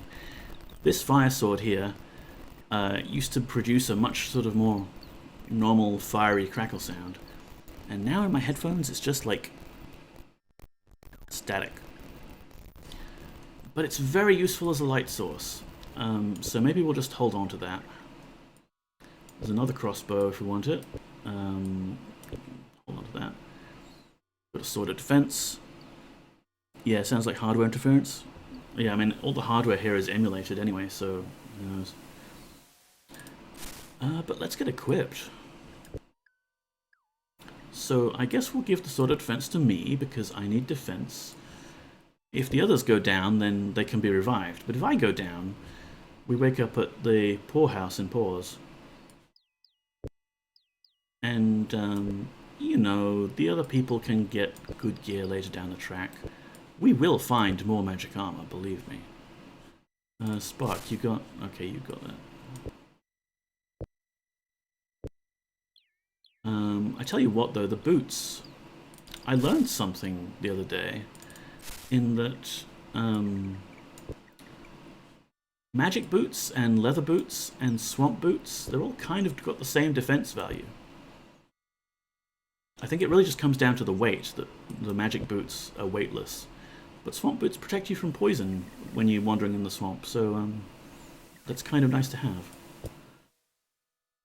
And we have a ring of invisibility, which in this version of the game, we cannot wear a ring at the same time as gauntlets, which is a pity. In Serpentile you can, and in Serpentile you can actually totally lose your ring that way because you can't see the damn thing on the graphic. But I guess we will hold on to the ring of invisibility. And ring of regeneration is nice. Maybe we will give that... Ooh, yeah, not to Spark. We have plans for Spark. You know what, I'll just hang on to those. It's not like we need them right now anyway. Gold goes in our little gold box.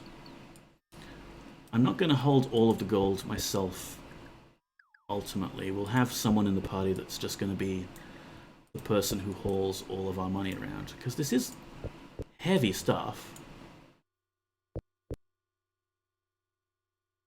But for now, I'm the only one who I can trust with it. Magic bolts we'll give to Yola. Cool. Boots. Magic gorget.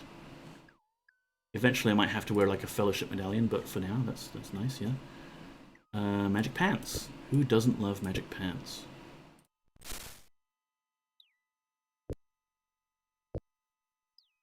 That's it. That's a lot of nice treasure. And we should be able to find a lot more. Oh, there's my dagger. Did I drop my dagger there? Yes, because I threw it, huh? Okay, I mean, I have better stuff now, but I'll hang on to it. Oh, a deer. Oh dear. Deer are a great food source in Ultima VII. If you can catch them, anyway. And we'll see why in a little bit.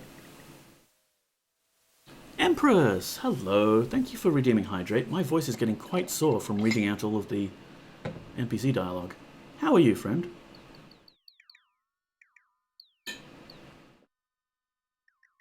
Yes, that is the proper direction to travel, Avatar. Indeed, and we're giving up chasing that deer. Okay.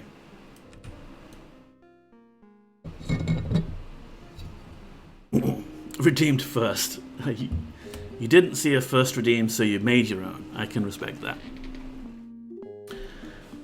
You know what? Let's give you a quick shout out. Empress Vel is also another Aussie streamer, and she does all sorts of variety streams which are fun. Has lately been playing House Flipper. Just kind of, it's chill to like just watch and see someone refurbish a house. So it's nice. Going alright, finally finished in a lull. Thank you for the shout out, how are you? I'm doing alright, thank you. I mean, you know I get pretty crazy fatigue issues, but I feel like playing this game, which I am heavily nostalgic about from my childhood, this is energizing me that I'm like finally getting around to playing this as a long playthrough. So I feel like I could stream for a while, except now my voice is going to go on me because we're reading all of this stuff out. Let's watch the Passion play. You see a middle-aged actress with a very serious expression. She's unable to speak with you because she's concentrating on her part in the Passion play. Perhaps you should speak to Paul. Okay, fine. Paul. What's your name? Paul. My colleagues' names are Merrill and Dustin.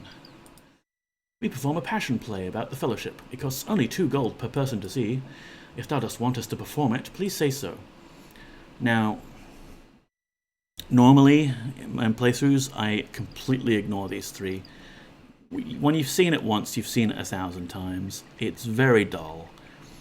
But for the sake of world building and getting to know just who these Fellowship people all are, go on, let's see you perform it. Wouldst thou like to see our Passion play? Yes. Paul takes your gold. We thank thee. If thou makes thyself comfortable, we shall begin. How was your day? It was not bad. I went out for a walk and got some sun.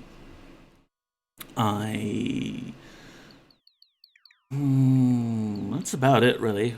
I've just been watching streams and having a relaxed one. I always felt it would be rude to skip it. Alright. I mean, it's easily skippable. It doesn't really reveal much lore or anything, but it does give you, I think, an insight on what the lower level Fellowship members are all about. You settle down to watch the action. Spark whispers to you, "I wish there was a confectioner that sold candied apples." The music starts the play, and Paul takes center stage and addresses the audience. "Welcome to our tale, a tale so true to life 'tis a tale of tragedy.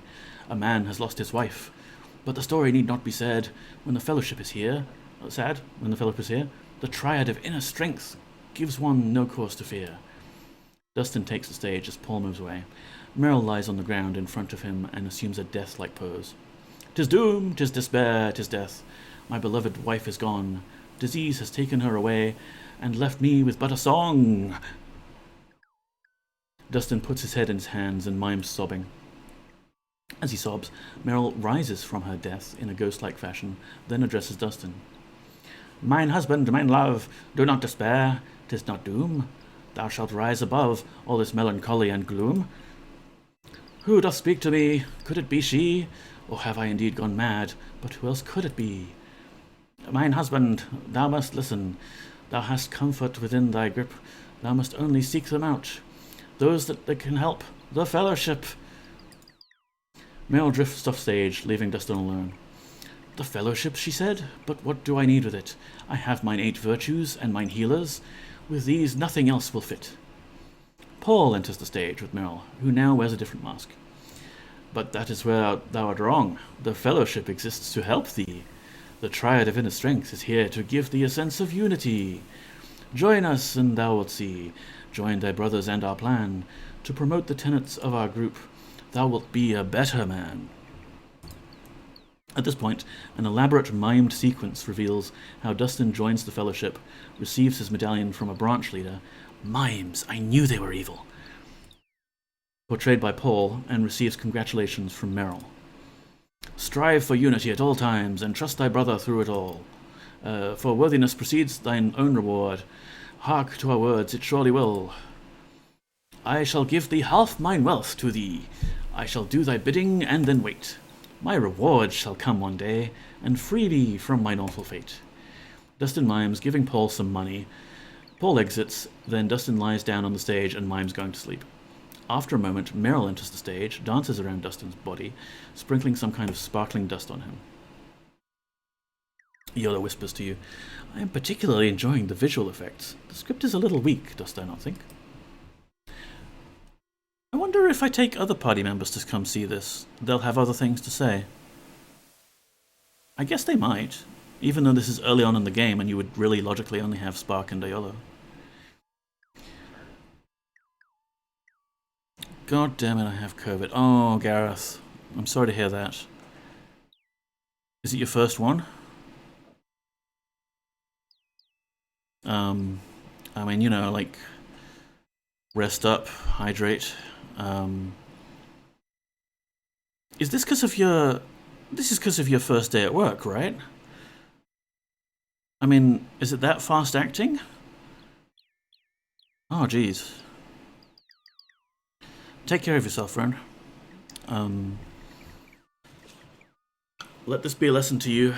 Never... Oh, probably due to leaving drinks on Friday. Just never go out.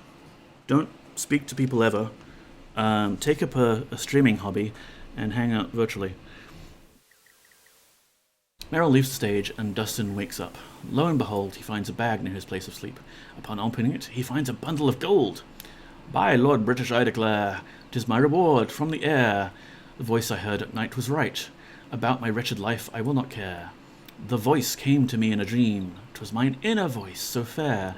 I now have a companion and provider, and a master about whom I care." You are jarred by the actor's choice of words, companion, provider, and master. You realize you've heard them before in the game's introduction. This is really awful. I tend to agree, Spark. Paul and Merrill join Dustin on stage, and they all hold hands. The fellowship can give thee purpose, to join is thine only choice. Commit thyself to our just cause, and find thine inner voice. At that point, the actors bow, and you realize it is the end. You give them polite applause. What do they mean about the voice? I'm not sure I understand. It was a confusing play. I did not like it at all. We have wasted our time and money. That is the last time that I let thee decide how best we entertain ourselves.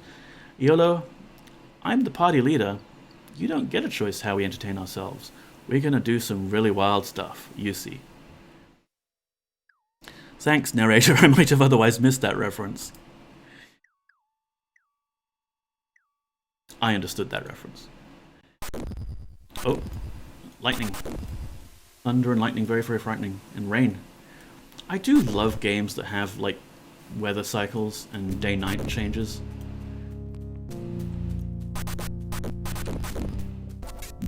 It's crocodile. We killed the crocodile. Spark is wounded, I think. He's not actually dead. There you are, Spark. Let's have a look at stats. Without Exalt, the only way to check people's health is by opening these windows. Poggers has 17 hit points. Iolo has 18 hit points. Spark has unwisely decided he would tank the crocodile and is on 1. But we should be able to feed you. Iolo.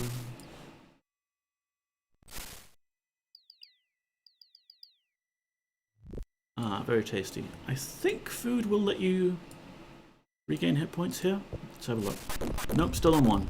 You've actually got to heal the old-fashioned way with magic or bandages. I should have taken those bandages. Either way, we should be fine. What we can do is, considering Spark is very weak at the moment, although he won't be later on, we could get you to be defensive.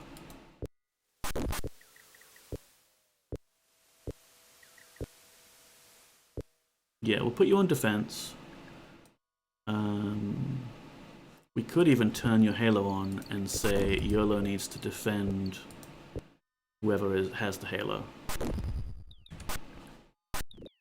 But Spark will not be so wimpy for too long. We're about to reach Trinsic, and there we're going to have a fun time, maybe, depending on how many vials of a certain magical liquid we can find. And here's another inn.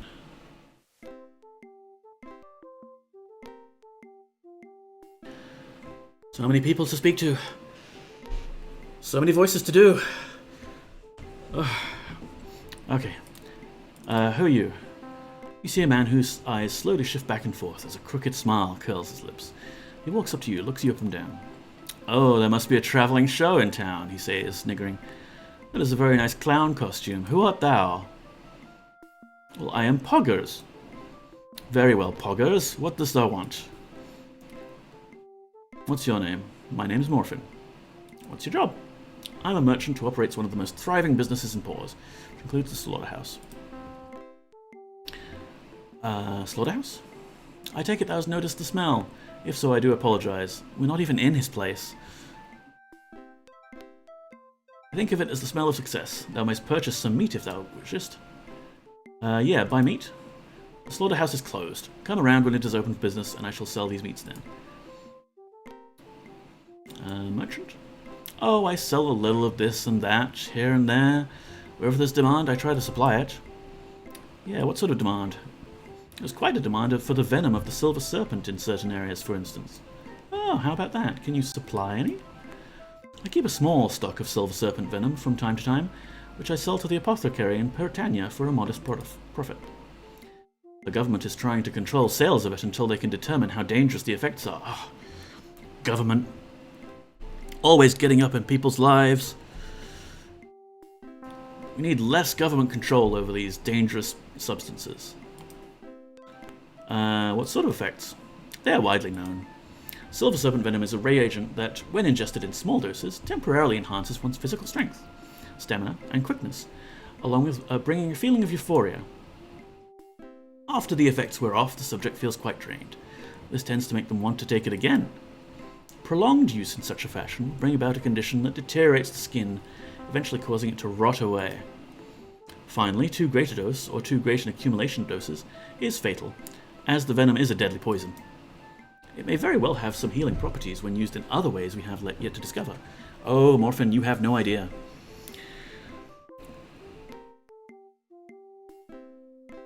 Yeah, Gareth, look after yourself. But any user of the venom should not do so without caution. User? I do not believe I've noticed anyone in town who's showing the symptoms of venom use. From now on I shall keep watch, so that should ask again later. We'll do that. What about pause? I do suppose my ventures are profitable enough for me to afford to move to Britain, but things are so less expensive here. Of course, the theft has me a bit wary. Aha! A quest. If thou dost wish to know more about the people here, speak to the couple who run the fellowship shelter, Feridwin and Britta. Theft? Thou art a stranger in Pause. Beware, as the thief who roams this town. The culprit has stolen a quantity of my valuable silver serpent venom. We already talked about venom. Yeah, a terrible crime, causing me no small amount of monetary distress. It has caused the surrounding community to worry about their possessions as well. I would be thine humble servant should thou help investigate the matter. Wilt thou? Yes, definitely. And I shall cooperate fully, milady, he vows. Bye. So we've got this quest to find this venom and the thief, and we're definitely going to do it. I'm Thurston. What do you do, Thurston? I operate the mill here in Pause. If we want to, we can probably hook Thurston and Polly up. Pause. There's a bit of matchmaking you can do, just like here and there, which is nice. In case I had not noticed, the people who live here are not so well off as their cousins who live in Britain.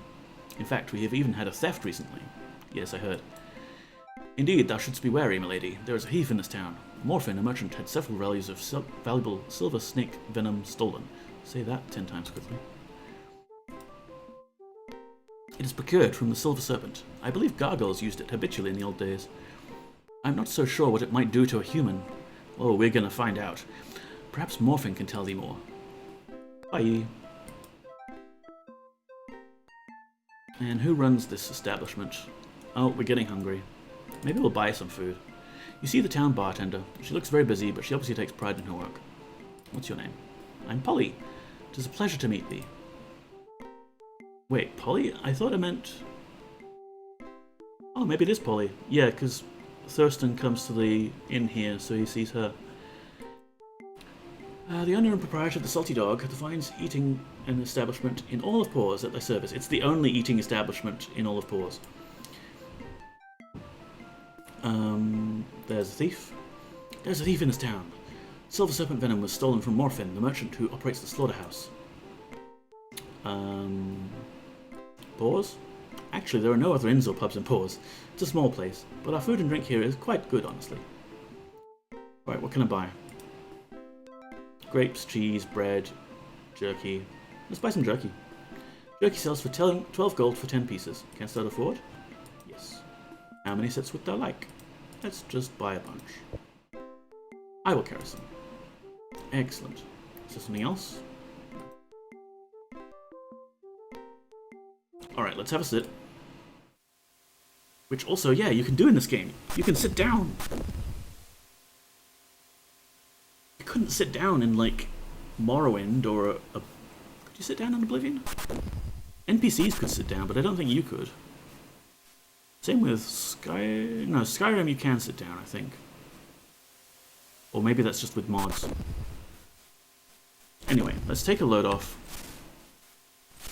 We've filled our inventory full of jerky, but we can dump it all on YOLO. Oh, okay, his bags are full. Dump it on Spark. I don't want people getting hungry and whinging all the time, which they will do. But I don't want to clutter my inventory with all the food. So this'll do. We're on rations for now.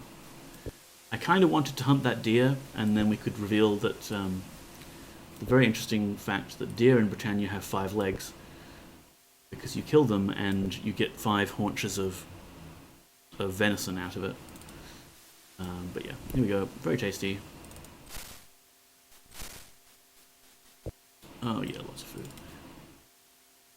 Very tasty. Let's just fill up, and then hopefully we won't have to eat for a while, and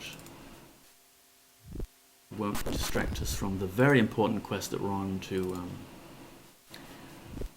find this child's killer. Sorry, this child's father's killer, and find the thief who's stolen this venom and all this other stuff. You know what?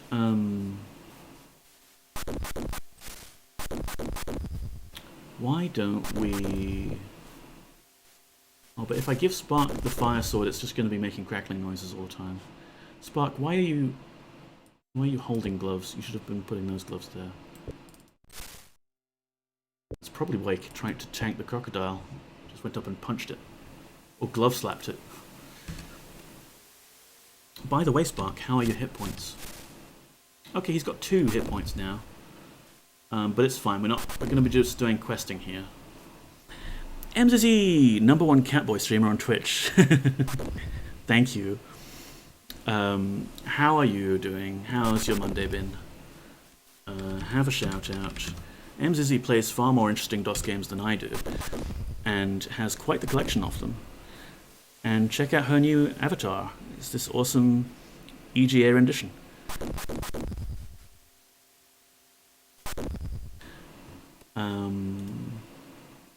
Yes, Catboy.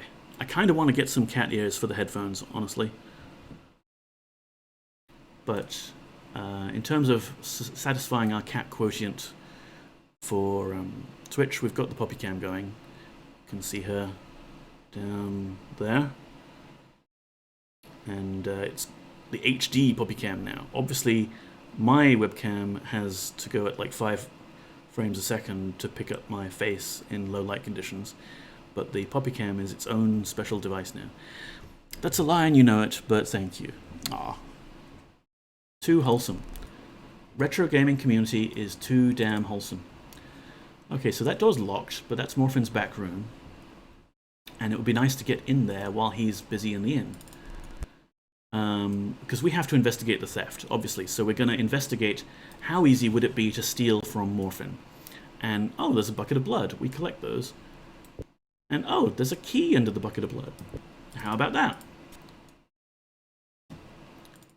But it doesn't open that door. Okay, fine. We'll hold on to it. Oh, and this quest item we don't really need anymore, so let's just drop it on the ground. There's also some food here, which, I mean, yoink.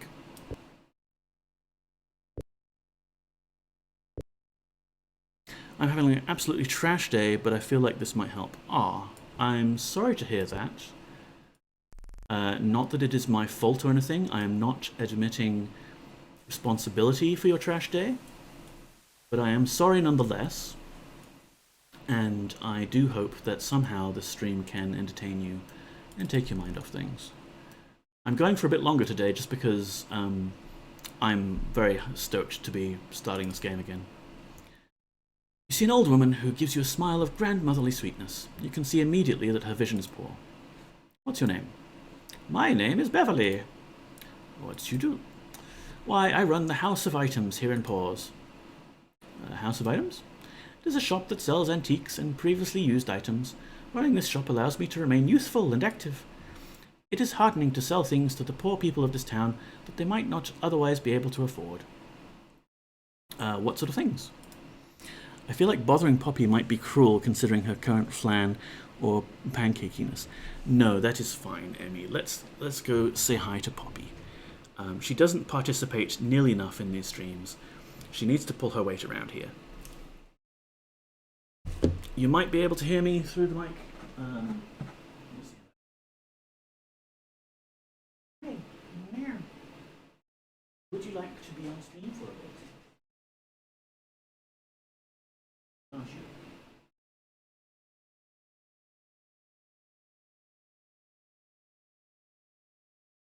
So dopey.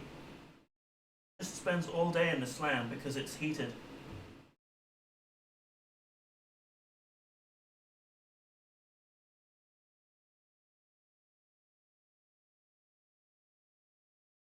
Lime slice here that would normally fit in the flan.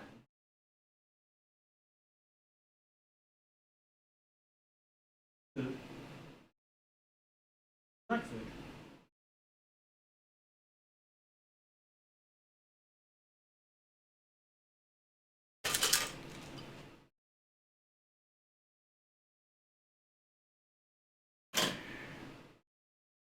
Yeah.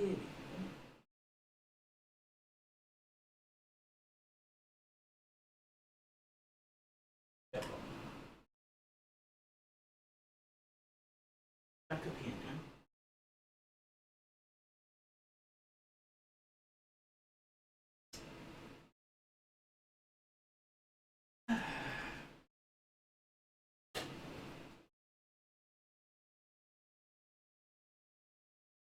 Oh, let me fix the camera.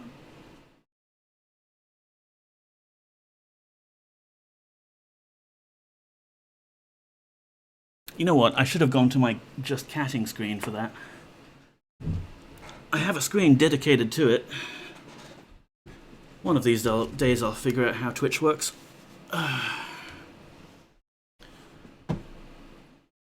See? Just catting. That's what you want to see. Big old cat butt.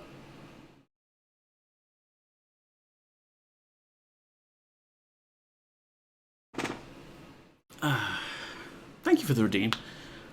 I hope like the channel point redeems are interesting to people.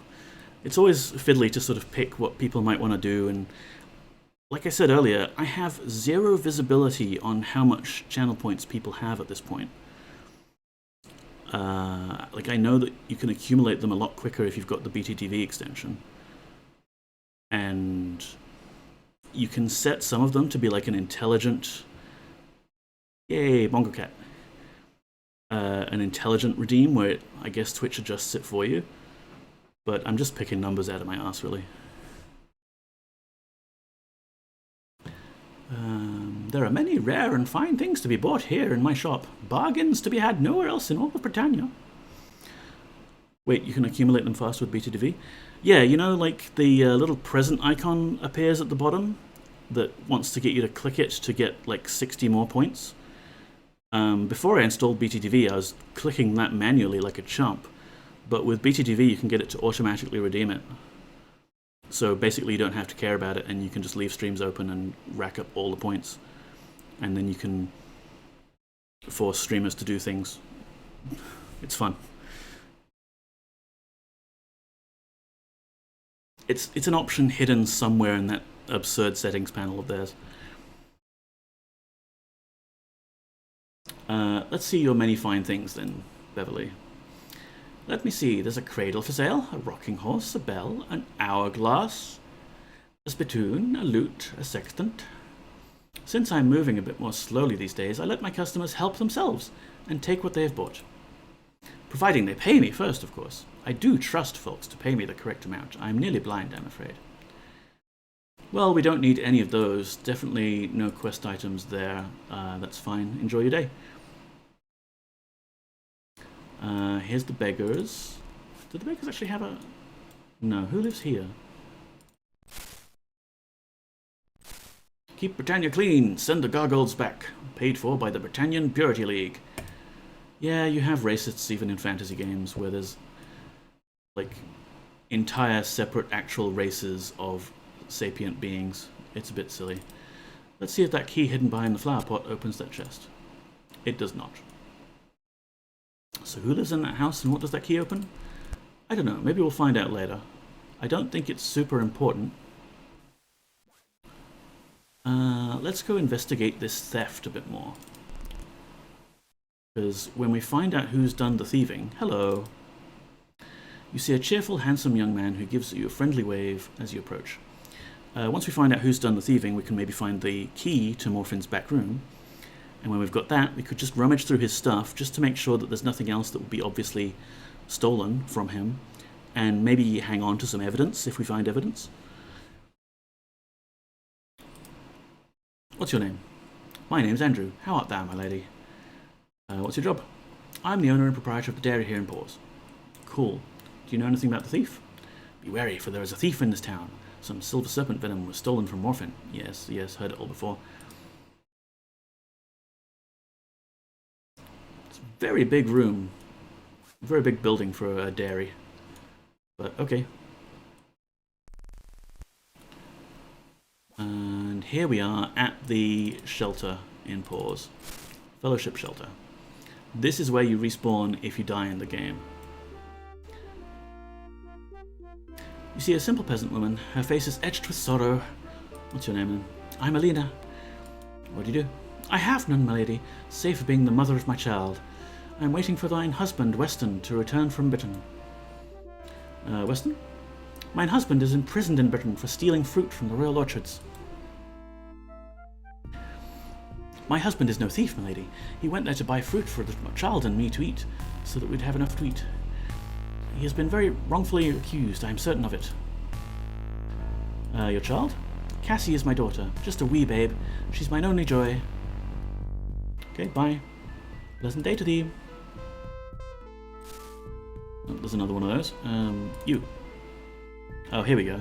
You see a nervous man who constantly blinks. He sees you and looks like he's in a snit. Who art thou? I am Poggers, the Avatar. Very well, Poggers. What dost thou want? Well, what's your name? I'm Merrick. What do you do?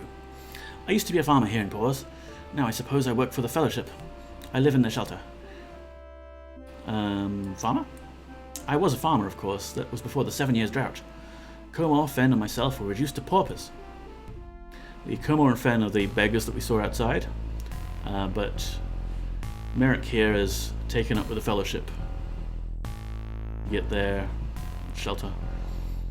He once owned one of the largest farms in all of Britannia. He was born to wealthy parents. After he lost his farm, he took to sleeping along the road. One night a gang of bullies wanted to steal his gold. He had none, so they beat him until he was lame. He is very bitter then. Tragic. Fen? Fen was a farm labourer and one of Comor's most trusted friends. With the farm gone, Fen just did not have any place to go, or any way to live. I hesitate to hit the Fellowship button, because he might do the whole speech. Yeah, he's doing it. The Fellowship is a society of spiritual seekers who strive to reach the highest levels of human, blah blah, potential, blah, forms, battling, blah blah. Oh good, he didn't do the whole speech. Alright, bye. You're boring. Goodbye. Good day, Poggers. This is the one we want to talk to. You see a jovial young man who gives you a friendly greeting. What's your name? I'm Garrett, the son of Feridwin and Britta. What do you do? I'm too young to learn a trade of my own yet, but I do assist my parents running the shelter. I hope to be a counsellor in the Fellowship one day, or a professional whistle panpipes player. You like the panpipes, do you? I've been playing panpipes since I was little. I'm pretty good now, if I say so myself. I keep the whistle by my bed, and practice every night before going to sleep. That's my bed over there with the panpipes. You can see them, just in case you wanted to do any investigating.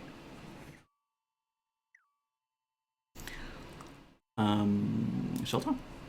Plenty of beds available if thou would like to stay in a shelter, he says with a condescending tone.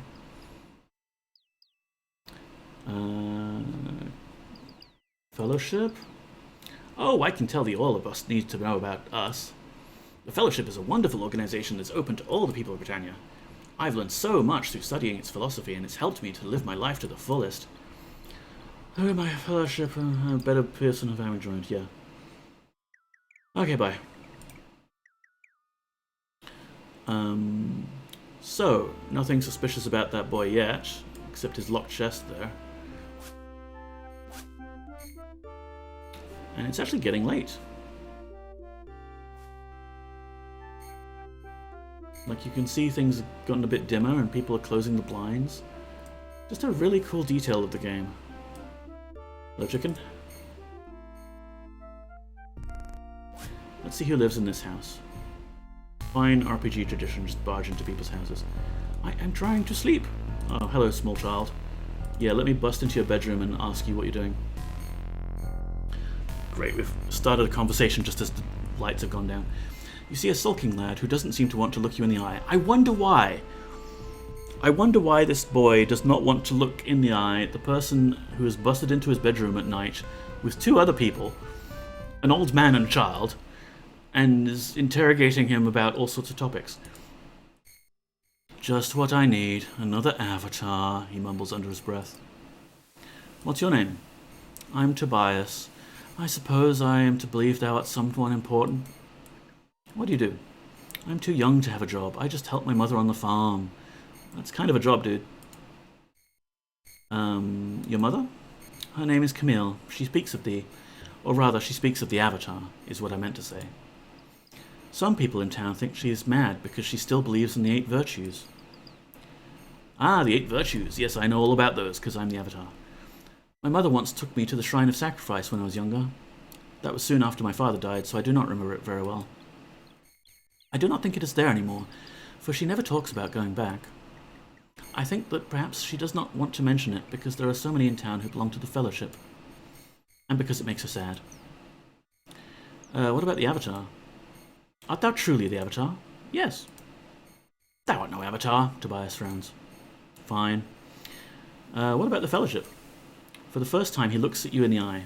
I hate the Fellowship. The only other person in town my own age is that cretin Garrett, and it's all he ever talks about. He's always trying to convince my mother to join. He clenches his fist angrily. Please do not mention them again. What about Garrett? He's the only other boy in town anywhere near mine age. His parents do not want him playing with me because they think that associating with those kind of people will hamper his education or some such rubbish. I cannot stand the little bastard. Language, young man. And I hate the way he plays those stinking whistle panpipes. Mother join? Those bloody Fellowship people know that everyone is never more than a meal away from being penniless. They say that they want us to join immediately because the shelter is intended to help only Fellowship members.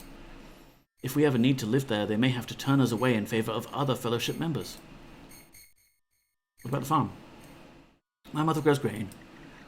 Tobias looks at you if he thinks you are a bit dim. Grain? What is grain? She sells grain to Thurston, the miller, from time to time, so that we may go to the pub or buy milk at the dairy once every while. But we usually just grow crops to keep ourselves fed.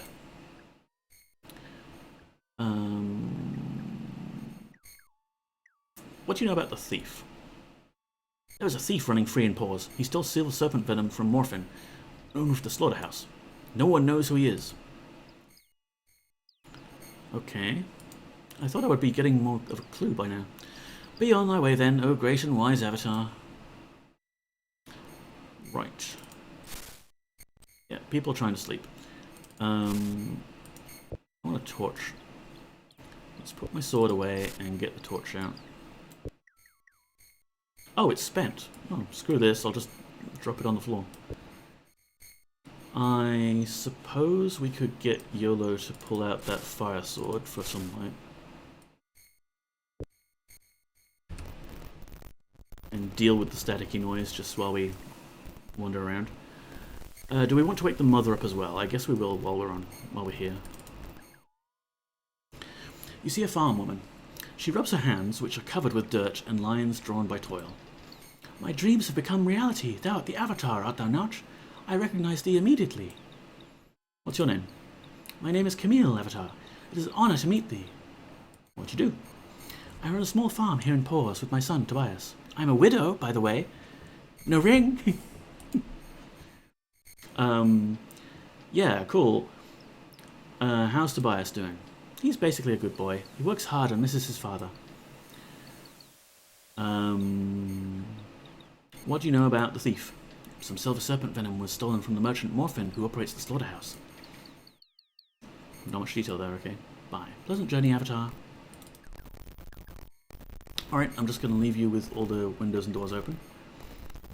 I suppose, given it's now nighttime... Let's just stash this. Hey! Stash this. We could actually go to bed. In-game, anyway.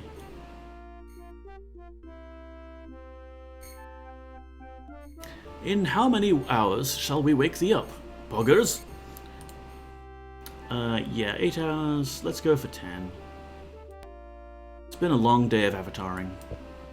Pleasant dreams. Arise, poggers. Time to continue the quest. Right. So, what's next in our line of investigation?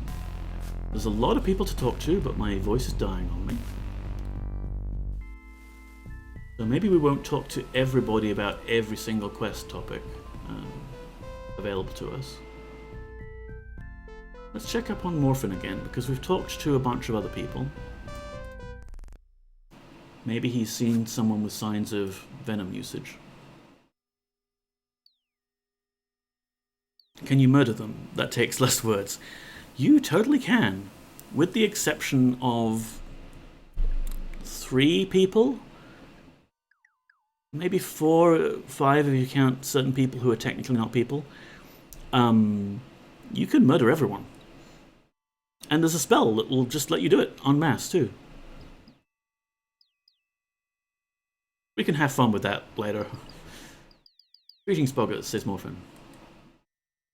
We'll save the game and do some rampaging. Job, blah blah blah, slaughterhouse. Yeah, smell, okay. Merchant. I'm not repeating everything we've read already. Supply? What was the dialogue that triggered the quest about the thief thing? Ah, here we go, theft. Blah blah blah. Theft. Effects. They're widely known. Stamina. Prolonged use. User. Do not believe I've noticed anyone in town who is showing the symptoms of venom use.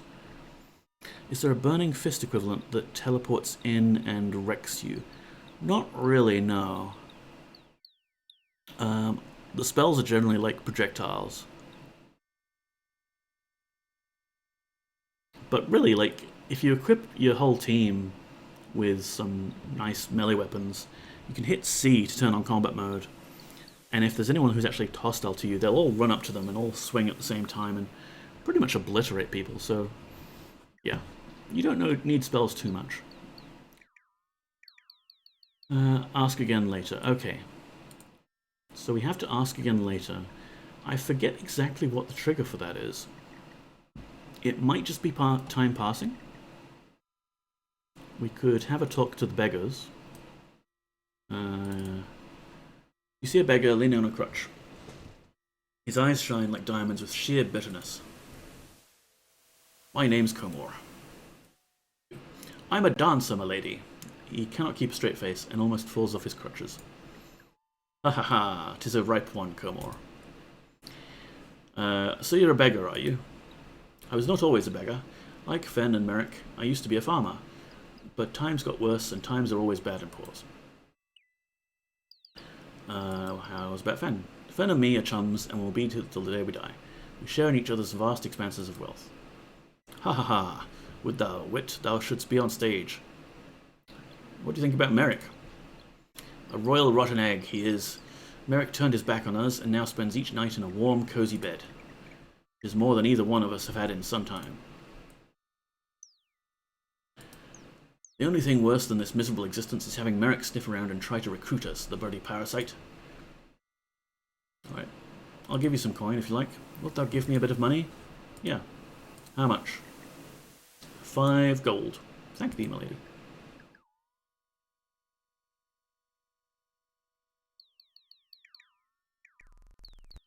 Here's the mill, which I used to think must have had some way to actually run it, because some of these little doodads in Ultima are actually usable, and maybe we could turn a sack of wheat into... Okay, that's kitchen items, but there should be a sack of flour... Table. Kitchen items, kitchen items... Maybe flour has a different name, I don't know. But I never did find out the trick. You can buy flour from him and then take it to the baker in Britain and bake bread with it. So what's your job? Mill here in Paws. What do you think about Paws? In case thou hadst not noticed, the people who live here are not so well off as their cousins who live in Britain. In fact, we've even had a theft recently. Theft? Indeed, thou shouldst be wary, my lady. There is a thief in this town. Blah, blah, blah, blah. Snake venom? It's procured from the Silver Serpent. I believe gargoyles used it habitually in the old days. There you go. We're supposed to find a clue. Oh, you know what? Let's follow this river, because if this is the one I remember, there's some goodies hidden under a rock at the end of it. There's the swamp we went through earlier. Yeah, here we are. The river ends here, and there's a suspicious pile of rocks here, debris, with magic gauntlets under it. How about that? Yellow, have some magic gauntlets.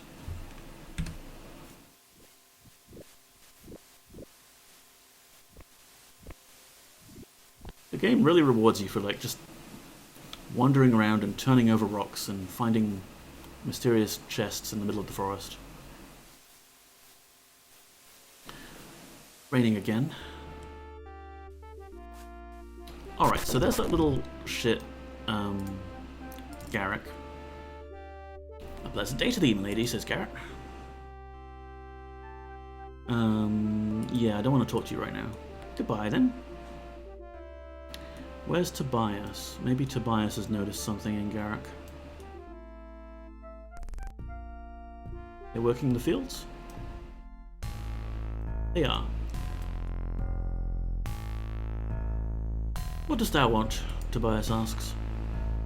I want to know about the thief. There's a thief running around, no one who surveys.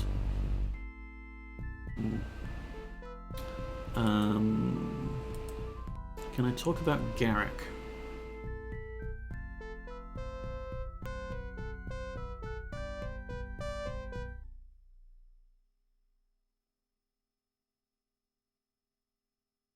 I hate the Fellowship.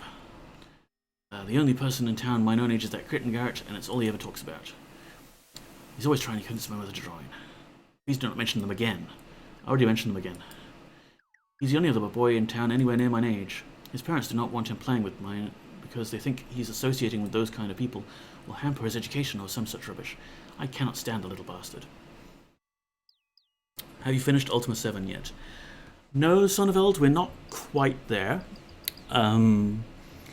We could have finished it pretty early. We had a quick tour around the cheat room at the start.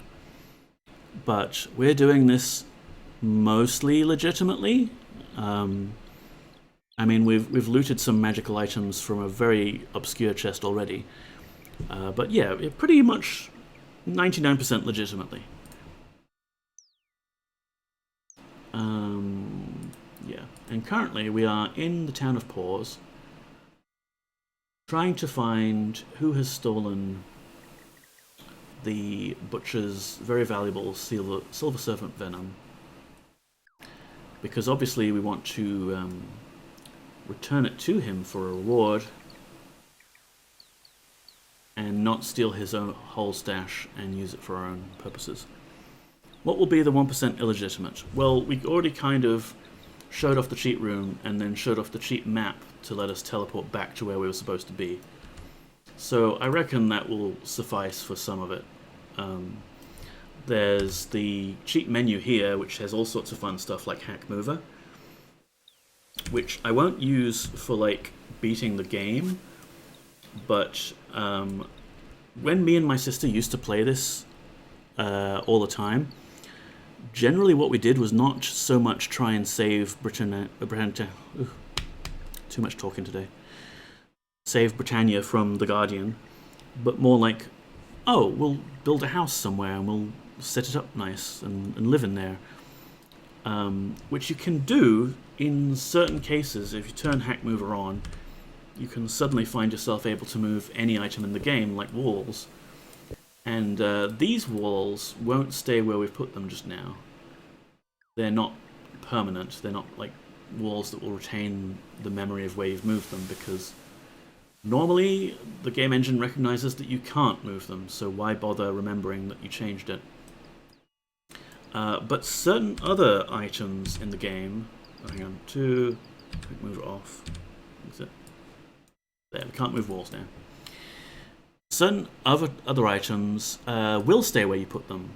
So me and my sister would used to sort of scavenge the game world for these items that would be good enough for walls and doors and roofs that you could then use to build your own house wherever you wanted. It was great. Morphin, have you seen the thief sign yet? I guess not.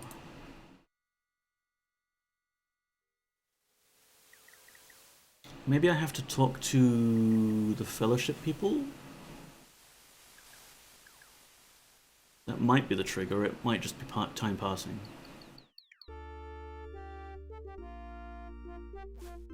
So those are the people who are crashing.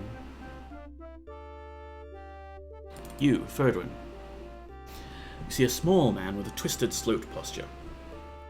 He looks you up and down before deciding he will speak to you. I had gotten word that thou art coming to our town. I've been expecting thee. I must admit, though, that I find it difficult to believe that thou art truly the Avatar. Well, what's your name, then? My name is Feridrin. I find it difficult to believe that you are truly Feridrin, honestly. But fine. I run the Fellowship Shelter with my wife Britta and my son Garrett here in Paws. Not talking to you about Fellowship, no. What about the shelter? This is the only place in all of Britannia designed for the aid and care of the poor. It is hard work, but then one strives to be worthy of that which to receive. Tell me about Britta. A wonderful woman, thou shouldst meet her. Mine husband is such a flatterer. The truth is that our work for the Fellowship has brought us closer together. Okay, what about your shit son? Thankfully, we have been able to raise our son properly by emphasizing the teachings of the Fellowship. Garrett shall not be trapped in the poverty of his surroundings. He shall be intellectually, spiritually, and morally superior. Yeah. He's talented too. Talented, huh? He plays the whistle and panpipes extremely well for a lad his age. Britta and I are very proud. He could probably attend the music hall in Britain when he's older. What do you think about Paws? As this is a small town with few privileges and little privacy, our family has come to know everyone in Paws quite well. Is there someone thou dost wish to hear about? I am well acquainted with these people. Merchants. They would be Morphin, Andrew, Thurston, and Beverly.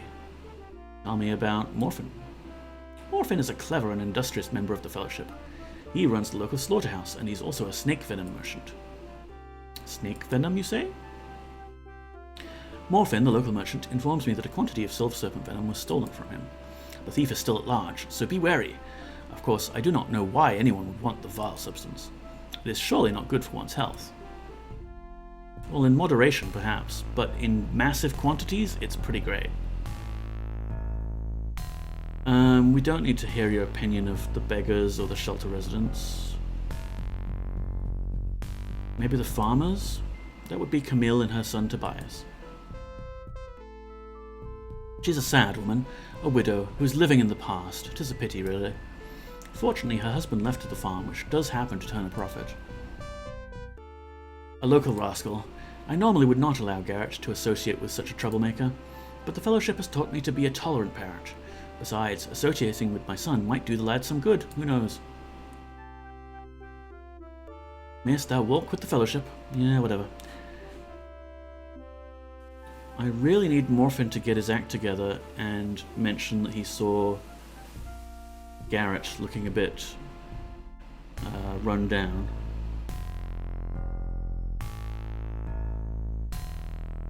Morphin!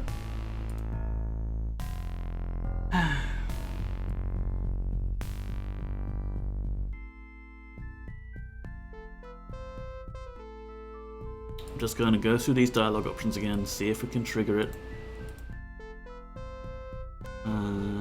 Effects.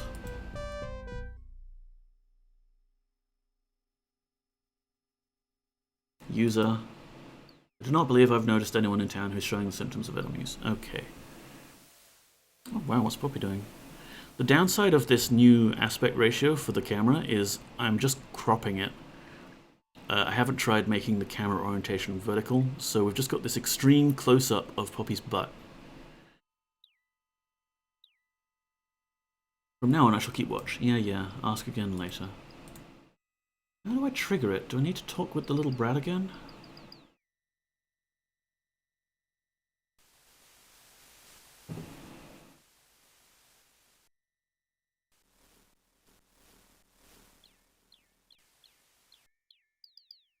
Hey kid, where are you?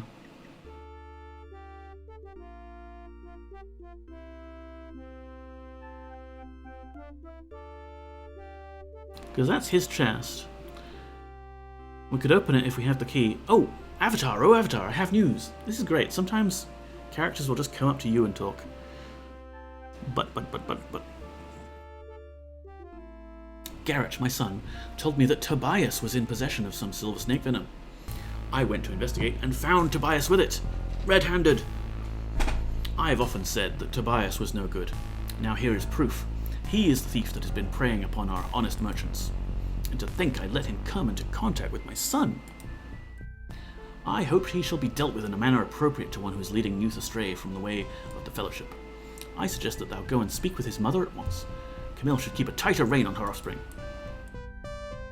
Good idea.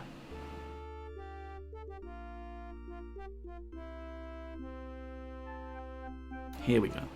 We'll figure out this quest, and then I might take a break because see, she's run up to us, brandishing a knife no less, and talking to us immediately. Voice things.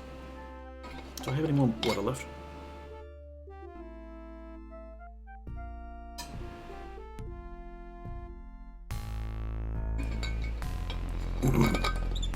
You know what? I will get some milk.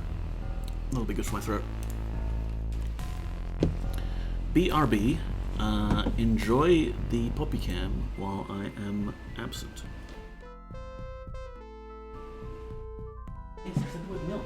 Did that get you interested?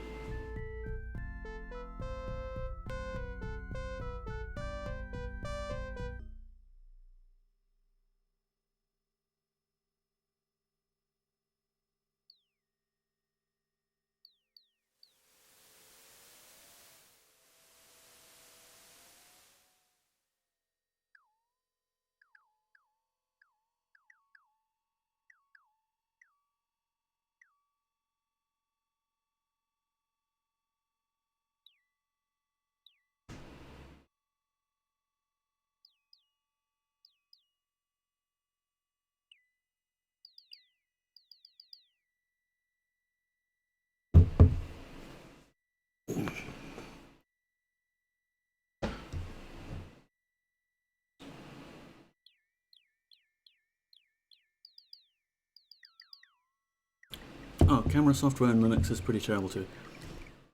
I don't know about that. This is just a very old camera. I kind of appreciate that, like, for Linux, a camera is either supported right out of the box or it's not, because it's got the UVC drivers and a whole bunch of other drivers for some legacy webcams that predate UVC. Whereas with Windows, it's like, oh, I bought a new camera, now I have to install special software for it. And oh, cool, special software has a thing that runs on startup, and oh, yay, it's got all these effects and things I don't want, and what have you. My 4K is very half supported. Oh, yeah, I guess. If you have a standard HD one, you're pretty solid. Yeah, I haven't tried 4K because who wants to see me in 4K? Poppy, maybe, yeah. But me, no. I'm gonna stick with this Logitech Sphere AF that I have here for a while because it's right there in the name. It's so cool. It's a Logitech Sphere AF. It's the most AF sphere I've ever seen. My home setup is very over-engineered. Nice. I love it. I mean, I'm slowly starting to over-engineer this setup with dedicated second-hand camera just for streaming the cat and things like that. I really need to tidy up my desk. There's so many little projects that I have put aside and I need to pick them up again, like fixing that USB hub so that I can then detangle these cables that are on my desk, and so on and so forth. I need to build a dependency graph of them. Anyway, back to the game. We're very close to solving this quest, and then I will take... I'll call it a day, because we've streamed for a fair bit. Certainly longer than most of my normal streams. And yeah, I do not know how people talk for so long. That's amazing. I've been rewiring on my to-do list, waiting to get a new work machine. Oh yeah, because new job, right, yeah. Nice. Well, you might be tempted to try and hack away at it, but just look after yourself, right? Because you're gonna feel like shit, and you just gotta rest up and plow through it.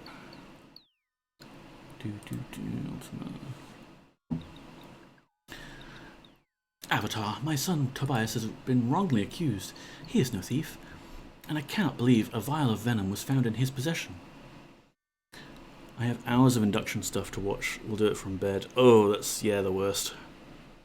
Here's how you pick up a box correctly. Now, answer this multiple choice question about how you pick boxes up. No, you got it wrong. Start again from the beginning.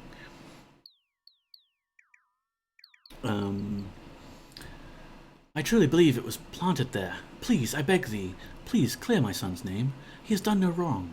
I know my son Tobias has suffered from not having a father. I've tried my best on mine own to raise him well, but this farm requires so much work that I fear I do not have enough time to devote to him. But I know in mine heart that my son is not a thief. Might I suggest that thou speak with Morphin again? He may have recognized signs of usage of this foul substance in other members of the village. Fluorocytes seem a bit better than average so far. My last job had me accepting asbestos handling policies. Nice. I remember, like, my first week at Domain, and they got us to do, like, the onboarding quiz where it's like, now, how much alcohol is allowed at the workplace? Exactly. Zero tolerance protocol. No alcohol allowed anywhere, especially not near any of the dangerous printing presses, because, of course, it was part of Fairfax at the time. Zero alcohol. If we have any idea that you might have been drinking at work, you can be immediately fired. Got it? Okay. And then, by the way, it's Friday night. It's like Friday afternoon drinks time. Come join us in the common room for some fun Friday night drinks. I'm like, is this a test? Do you want me to report the rest of the company to HR for violating the thing that you just got me to do the training for? Yeah, but of course we're not really working near any dangerous printing presses or anything, so yeah. A lot of people that work there, journalists, is generous, right? Okay, yeah, you're playing, Garrett. Hello.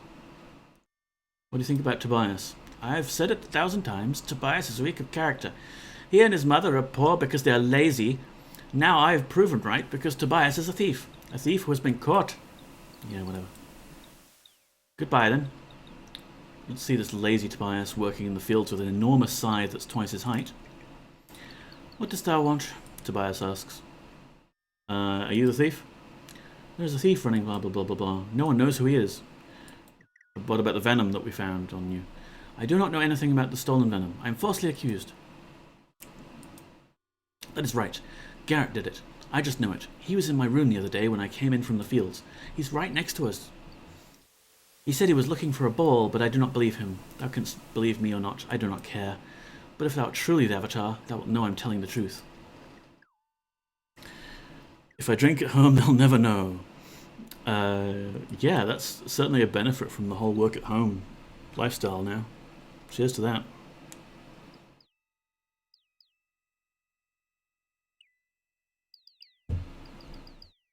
Downside is less company-sponsored drinks. Be on thy way then, O great and wise Avatar.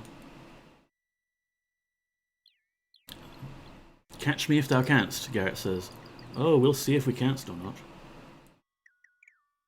Time to talk to Morphin again. If you're drinking on the clock, they're kind of company-sponsored. Kind of.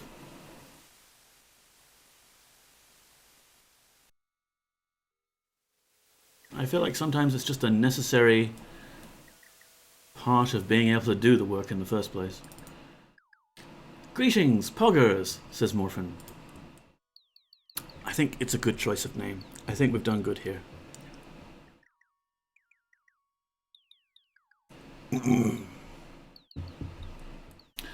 Tobias stole venom. I'm not so sure Tobias was one who stole the venom.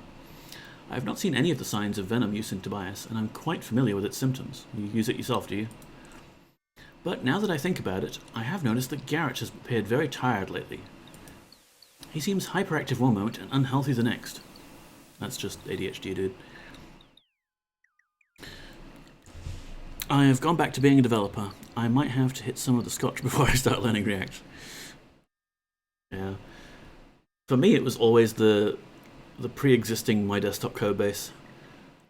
Like, sometimes you open up that thing and you see some ridiculous code. It's just like, oh my goodness, how, what, why, just why.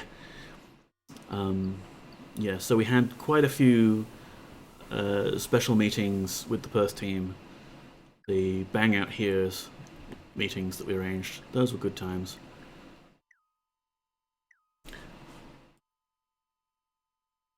Garrett. Perhaps thou should make a search of Garrett's belongings. Which reminds me, I saw him earlier playing near the slaughterhouse. He dropped this key. Perhaps it opens something significant. Here it is. Thank you. Bye. That's the joy of going back to Atlassian. A lot of that code was my fault in the first place. Yeah. The cheese macro is still there, right?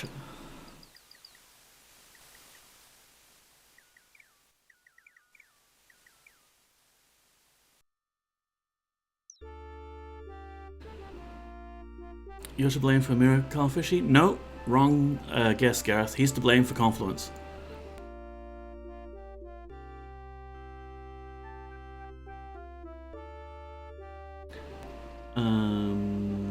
Let's see, we need to go make a search of Garrett's belongings. It's not in cloud anymore? Ah, pity. So here's his panpipes, here's his chest. Here's the key, which we don't need after this chest, so that's fine. And oh yeah, he's got some pants, and he's got a mirror because he's very vain, and a bag containing, aha, a single vial of serpent venom. But the cheese macro survives in server. Okay, cool. It's kind of a nuisance though, right? That we've got two different versions, cloud and server, and then like you have to go to all the extra engineering effort to make converters between the two. And yeah. Like, I get that some people are gonna want to self-host because of security or whatever. But like, why not just make server a cloud instance that you host yourself? You're like, here's your instance, here's your install instructions, go nuts. Yeah, I'm mostly working on migrations at the moment. Oh, good luck with that. Here we go, Morphin. We've solved the quest. Now we could return the venom and get some quest XP. And we will do that. I'm still wondering where the key to this back door is. Maybe Morphin here, because he is in the Fellowship, so he might be a racist prick. Maybe he's the one who owns this house up here with this key in it.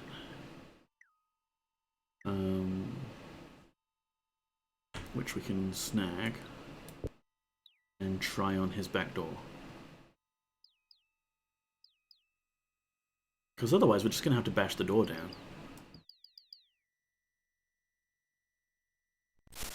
Or is there another hiding place for the keys? Ah, it is this key. Okay, he's looking out the window. No, he's looking out the door. Let's just sneak in here. Yes, my friend, Eolax? No, I'm just trying to close the damn door. There we go. None the wiser, we have stealthily... Hi! How are you? Greetings, Poggers.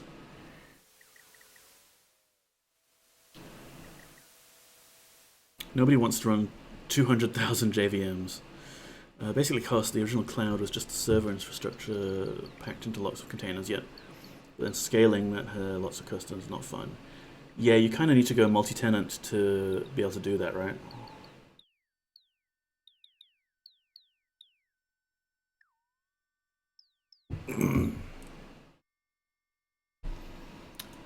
Yeah, hi Morphin. So you're very busy following us around. Not that we're acting suspicious or anything. Maybe I should come back at night. But either way, I suppose we can return the venom now. I can return this. Thank thee for ferreting out the thief and returning my snake venom. Wait, did we get XP for that? Didn't get a reward.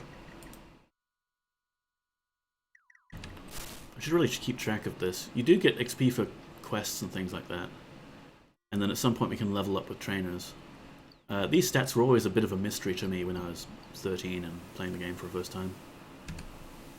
You just try and talk to trainers until they let you do some training. Is the current cloud version a rewrite or a branch from the OG server version? Good question. It's branched. Makes sense. Agile kind of forces you to never actually stop and say, hey, let's put our tools down. Must we do this? I'm sorry, YOLO. I accidentally moved something that belonged to someone else, which is technically like stealing for you, so you might get upset. I'm sorry. So this chest is also locked, but this chest is opened with this key we took from under the bucket. And, you know, we're just continuing our investigation of the theft here. Hi, Morphin. Yep, we're still doing the investigation. Maybe, you know, alternative theories. Someone else could have stolen it. And we have to assess all of your belongings to check that they're not also easily stolen. Yep, just concluding a search now. There's just one more thing. Oh yeah, there's a bunch of evidence right here that we need to look into. Yep. YOLO, could you hang on to these gold bars, please? And I'll hang on to these vials of serpent venom. Yep. 5 is unfortunately not going to be enough for our purposes, so we won't be able to do the magic this episode. And, oh look, a book. Morphin of Paws, Ledger of Venom Sales. He's been selling quite a bit, hasn't he? We could call him out on that. Of course, that would be admitting that we rummaged through his stuff, but, you know, we're just being an investigator. Excuse me while I take the drugs and the cash. I feel gold bars would weigh quite a lot. That's something we can find out. Okay, YOLO is carrying 31 out of 36 stones. Okay, 1 gold bar weighs 1 stone. Whatever that is. Greetings, Poggers, says Morphin. We found your ledger. You tell Morphin that you have seen his ledger. Wait, Poggers! I admit I do sell silver serpent venom to other places besides the apothecary, but what I'm doing is not precisely against the law. What law? I have a notarized contract with the Britannian Mining Company. They use it to keep their gargoyles working longer hours. It seems gargoyles have a greater resistance to the effects of silver serpent venom. Poor devils. He grins maliciously at his own joke. And effects we've talked about. They're widely known. Blah blah strength. Blah blah drained afterwards. Sell? My supply comes from some old friends in Buccaneer's Den. Where they get it, who can say?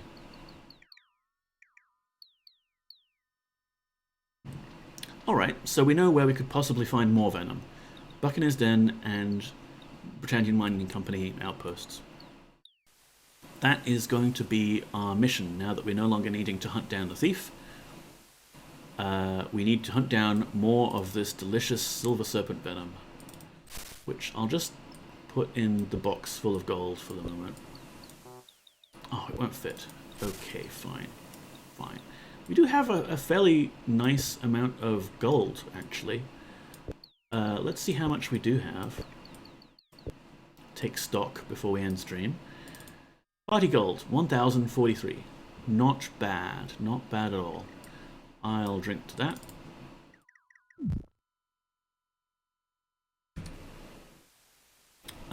So yeah, objective for now, we need to acquire more Silver Serpent Venom and experiment with it. I believe, from what I remember, 8 is the number of vials I'm going to need to get to. Because I experimented with... yes, in my youth, I experimented with drugs. You can take that out of context if you like. Via the magic of video games, of course. And there is an exact quantity that will not kill the user, but will be actually very, very beneficial for us. Casually stealing the entire town's supply of gold and money. This is an RPG, Gareth. This is expected. This is just what you do. I mean, I suppose I could try... Ooh, fish and chippies, yes. You see a friendly face looking back at you. What's your name? My name's Gordon. What'd you do? I sell fish and chips from my wagon. I would like fish and chips. The best fish and chips thou shalt taste in all of Britannia. My price is only 8 gold coins per serving. Yes. Thank you. Yeah, I suppose I could do, like, try a playthrough of Ultima where I actually act virtuously and only get gold that's given to me legitimately. Maybe even just like only getting weapons that I find on my enemies. But yeah, Ultima 5 was... Ultima 4, 5, and 6 were more about actually acting virtuously. Ultima 7 lets you get away with murder. It's more fun to rob the bank. Exactly, and hey, look at that, we're at the bank. No wait, that's the inn complex. Here's the museum. We'll rob that later. Britain sure is big. It sure is, kid. We'll go see Lord British and we'll call it there. Here's the bank. Here's the bank teller. We'll have to kill her later, but it's fine. Like I said, resurrection magic is readily available in this world, so killing someone is really just a minor inconvenience for them. It's fine as long as the chickens don't see you. Yeah, those damn chickens. Here's Castle Britain. And this is the throne room of Lord British. What a good sign. Fine sign, that is.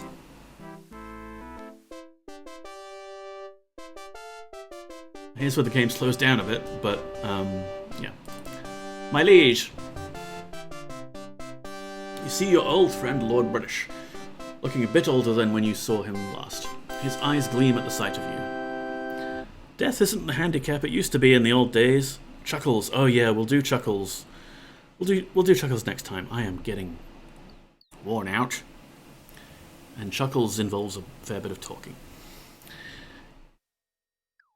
Welcome, my friend, he says, embracing you. Please tell me what brings thee to Britannia. Or more importantly, what brought thee here. Wait, you didn't send for me? Then why am I here? Rumble is the DLC. Oh, not DLC, expansion pack. So what's your name again? Lord British laughs. What, art thou joking, Avatar? Dost thou not recognize thine old friend? What is it you do here? Lord British rolls his eyes. Must we go through this formality? He laughs, shaking his head. Very well. As thou well knowest, I am sovereign of Britannia, and have been for some time now. After I enacted a coup and took over the joint. Even though I come from thine homeland, I have chosen to live my life here. Right, let's not talk about the Fellowship just yet. Orb of the Moon's brought me here. Mine has not worked since the troubles with magic began. In fact, none of the moon gates have been working reliably for quite a while. Didst thou bring thine orb of the moons? No, I kind of left it on the desk. I don't know why I wouldn't have brought it with me, but I just ran through a moon gate in my back garden, as one does. I see. Thou might be stranded in Britannia. Here, why not try mine? I shall let thee borrow it. Perhaps it will work for thee. Be careful, though. The moon gates have become dangerous. Lord British hands you his orb of the moons. Orb! Red Moon Gate brought me here. You relate the story of how a red moon gate appeared behind your house and mysteriously took you to Trinsic. Lord British's brow greases as you speak. Finally, he says, I did not send the red moon gate to fetch thee. Wait, I can do a Richard Garriott, can't I? I did not... No, not with my voice in this moment. Someone or something must have activated that moon gate. And that is strange indeed, because we are having a bit of trouble with moon gates as of late. In fact, we've been having trouble with magic in general. What homeland? I know it's been many a year since I visited our Earth, but surely thou dost remember that the two of us hail from the same time and place, and as brothers in origin. Thou shouldst also remember that thou canst ask me for aid at any time thou mightest require it. Ooh, yes, aid. Do not forget, Avatar, that I have the power to heal thee. That is one of the magic that still seems works for me. And I could probably provide thee with some equipment and a spellbook. Yes. First of all, what's up with the moon gates? The moon gates are not functioning. We cannot use them as we have in the past. Not only are they dysfunctional, they are in fact dangerous. One of my trusted sages uses mine own orb of the moons, that very one I have just given you, to travel to the Shrine of Humility. And his body did shatter upon entering the gate. If only that mage in Cove hadn't gone mad. So you gave me this thing, knowing full well that it could shatter my body into a million pieces. Thank you, my liege. Alright, I'm going to go to bed. You do that, Gareth. Look after yourself. I'm ending stream soon anyway. Thank you so much for coming by, and take care. What mage in Cove? Surely thou also remember Cove. It is a very pleasant town to the east of Britain. Quite relaxing. I think we'll go there next year. Bye. The ruler leans forward and speaks quietly. There is a mad mage in Cove by the name of Rudyum. Dost thou remember him? Rudyum was working with magical substance called Blackrock. Before he went mad, he claimed that his mineral could solve the problems of the moon gates. I suggest that thou go to Cove and find him. Try to learn what it was he was doing with this Blackrock material. It could be our only hope. Rudyum. He was a brilliant and respected mage, but something happened to him in recent years. He seems to have gone completely senile. Yeah, give me a spellbook. Yes, I have a spellbook stored away with the rest of the equipment.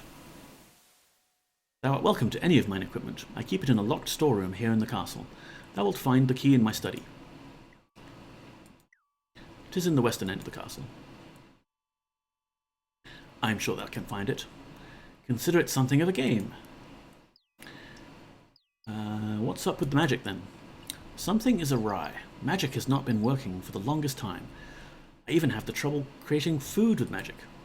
It must be something to do with the magical ether. There are those who say that magic is dying, what with the trouble with the moon gates and the situation with Nistel. I'm beginning to suspect that they might be right. Lord British studies you a moment. Perhaps magic will work much better for thee. Thou hast not been in Britannia long. It is possible that whatever has affected magic has not made its mark upon thee yet. Please try it. A spellbook is stored with the rest of thine equipment.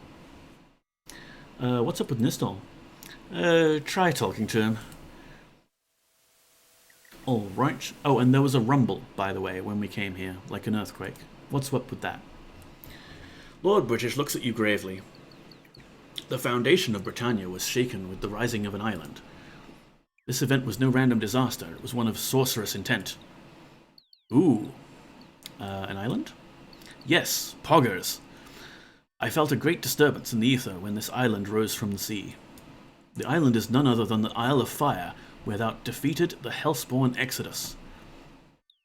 The Isle of Fire? Poggers! Thou should know that when I created the Shrines of Virtues, I also set upon this island 3 great shrines, dedicated to the principles of truth, love, and courage. They reside within the walls of the Castle of Fire. I never revealed this to thee before, as I thought them forever lost, when the Isle of Fire mysteriously sank beneath the waves. The shrines are meant for the use of an avatar only, and therefore a talisman will be necessary to use one. The talismans are guarded by tests that thou shouldst have no problem passing if thou wishest to seek their counsel. If thou wishest to seek out this isle, thou mayest use my ship. It now sits upon the southern shore of Vespa, and is called the Golden Ankh. Please, feel free to use it, for as long as thou hast need of it. Free ship! Yes! Lord British hands you the deed to the ship. I have also focused a magical crystal to the entrance of the Castle of Fire, which I refurbished after thy battle with Exodus. Here, take it. Perhaps it will give you some insight. Although be warned, it is not at all stable and might be prone to shatter. What is with you, Kingy, and giving me magical items that are prone to shattering either themselves or my body? The nearer thou findest thyself to the location to which it is tuned. So how's Exodus doing? Thy battle with that strange mixture of machine and spirit is now legendary. Do be careful if thou art going to the Isle, for the remains of that being now reside in one of the chambers of the Castle of Fire. And that's pretty much it. Let's go get some equipment, maybe? Goodbye, Poggers. Do come back soon. So that last bit of speech with the Isle of Fire is the expansion pack, the Forge of Virtue. And I don't think we'll do it immediately, because it does boost the avatar's stats to ridiculous levels. And we want to see at least a little bit of like just regular old mundane avatar for a while. Where's Nistel? I just want to see if I can talk to him as instructed. Just to see the effect of the magic problems. And then we'll equip ourselves, and then we'll end the stream. Definitely. Yeah, I don't see Nistel anywhere. Is he eating?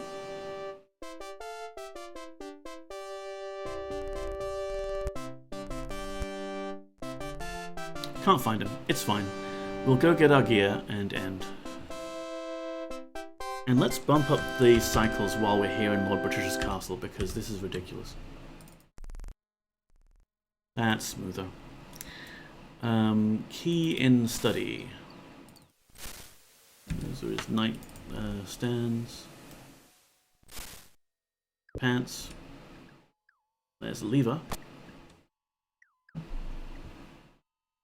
Oh wait, the study he was referring to isn't the one in his bedroom, it's maybe the library area here? Yeah, here we go.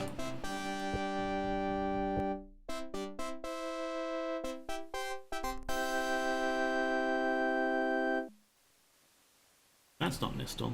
No, that's the servant. Alright, so now we need to get on the roof, and we do that through the various secret passages that Lord British has installed, where he is able to go into absolutely anyone's bedroom. That's not creepy at all.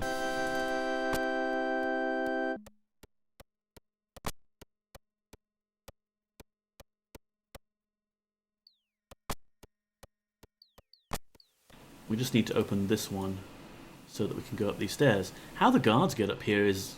I have no idea. Oh, Spark's a bit hungry again, huh? Well, we'll end stream soon, Spark. Here's the storage room. Here's my fish and chips. My fish and chips, Spark can't have it. But I guess here, fine. Everyone eats some jerky.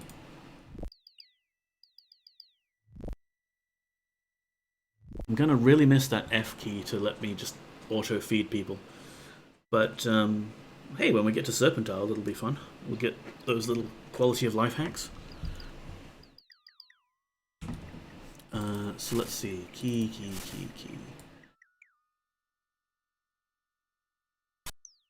There's our Orb of the Moons.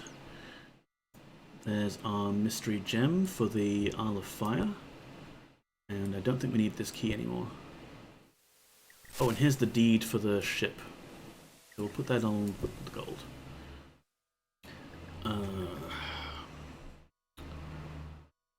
Blah, blah, blah. Yeah, let's have a look at this Isle of Fire real quick. There you go. That's the entrance. And here is our gear. Let's grab a bedroll. Yolo, you can carry that. Oh, you can't, huh? Spark, are you strong enough? There you go. We're going to need to hire another pack mule or two. Here's the spellbook. Yay. We've got a Kite shield.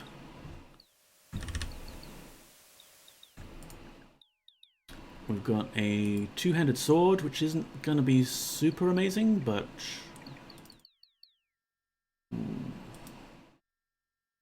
I mean, it's ours. We can take it.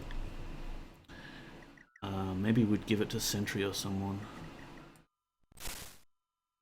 Also, we don't need to hold it there. We can put it in our bags. Yeah, I can't use the sword because I've got one hand free. Yolo's more of a crossbow guy. Let's give Spark, the small child, an enormous two-handed sword. That's funny. Here's a bag with some reagents in it. Yes, I am taking that. Won't fit. Bloody hell.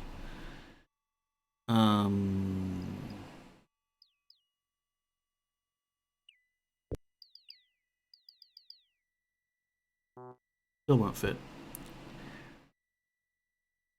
Put down my precious dagger.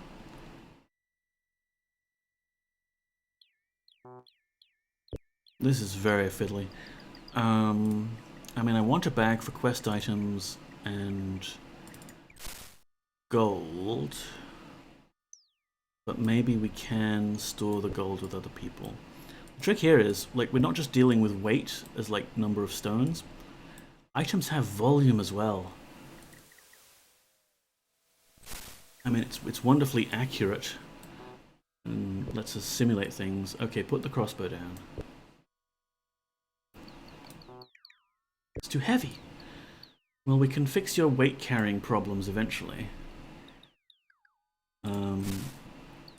And maybe, like, maybe we're just gonna have to make a home somewhere. Like, build a house so we can store all of our legitimate gains. Yeah, it's kind of mean to make Aeolo carry all the food and all the money. So maybe Spark? Who also has a bunch of food. And the flame sword that we're not using yet. Can you hold the box at least? It's too heavy. I'll tell you what. We'll just have another quick look around through here. We've got 25 gold coins. We've got another pair of magic boots that Aeolo can wear, switch out to. We've got some more food.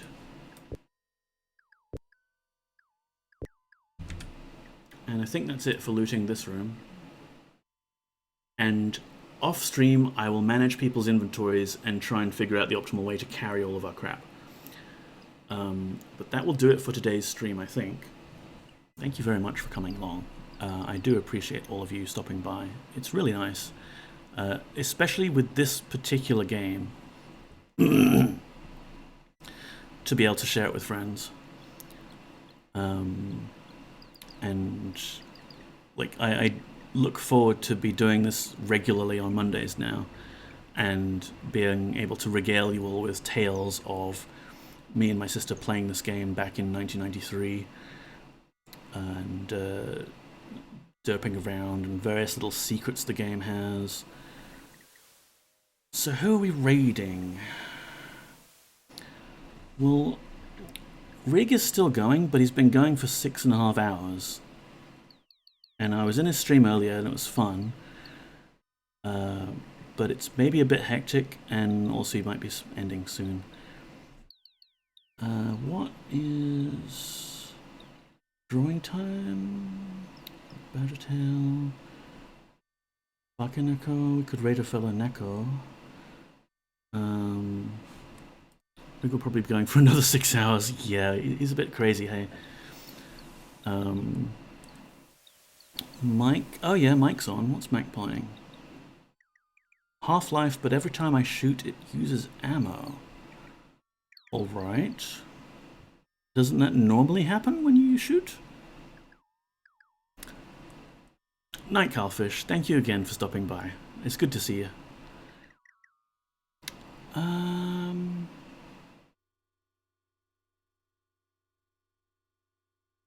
Yeah, let's have a look at what Mike's doing real quick. Wait while it loads up the... Oh, he's not actually playing yet? It's been 2 hours. Is he going through his Steam backlog?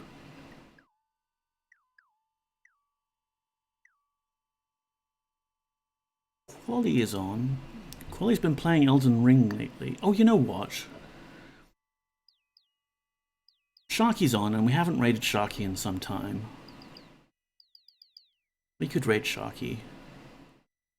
Let's see what Shark's playing. He's an indie horror streamer from Melbourne. And yeah, a lot of cool, weird indie games. The spooky. Yeah, cool. Let's raid Sharky. Thank you again. Have a good night. Those of you who are recovering from COVID, please take it easy. Those of you who've not got COVID, please be safe and careful. Just chatting.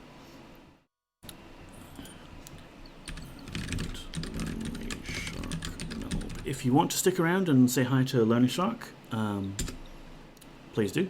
He's a pretty wholesome streamer, and yeah, does a lot of indie horror stuff, which is kind of fun.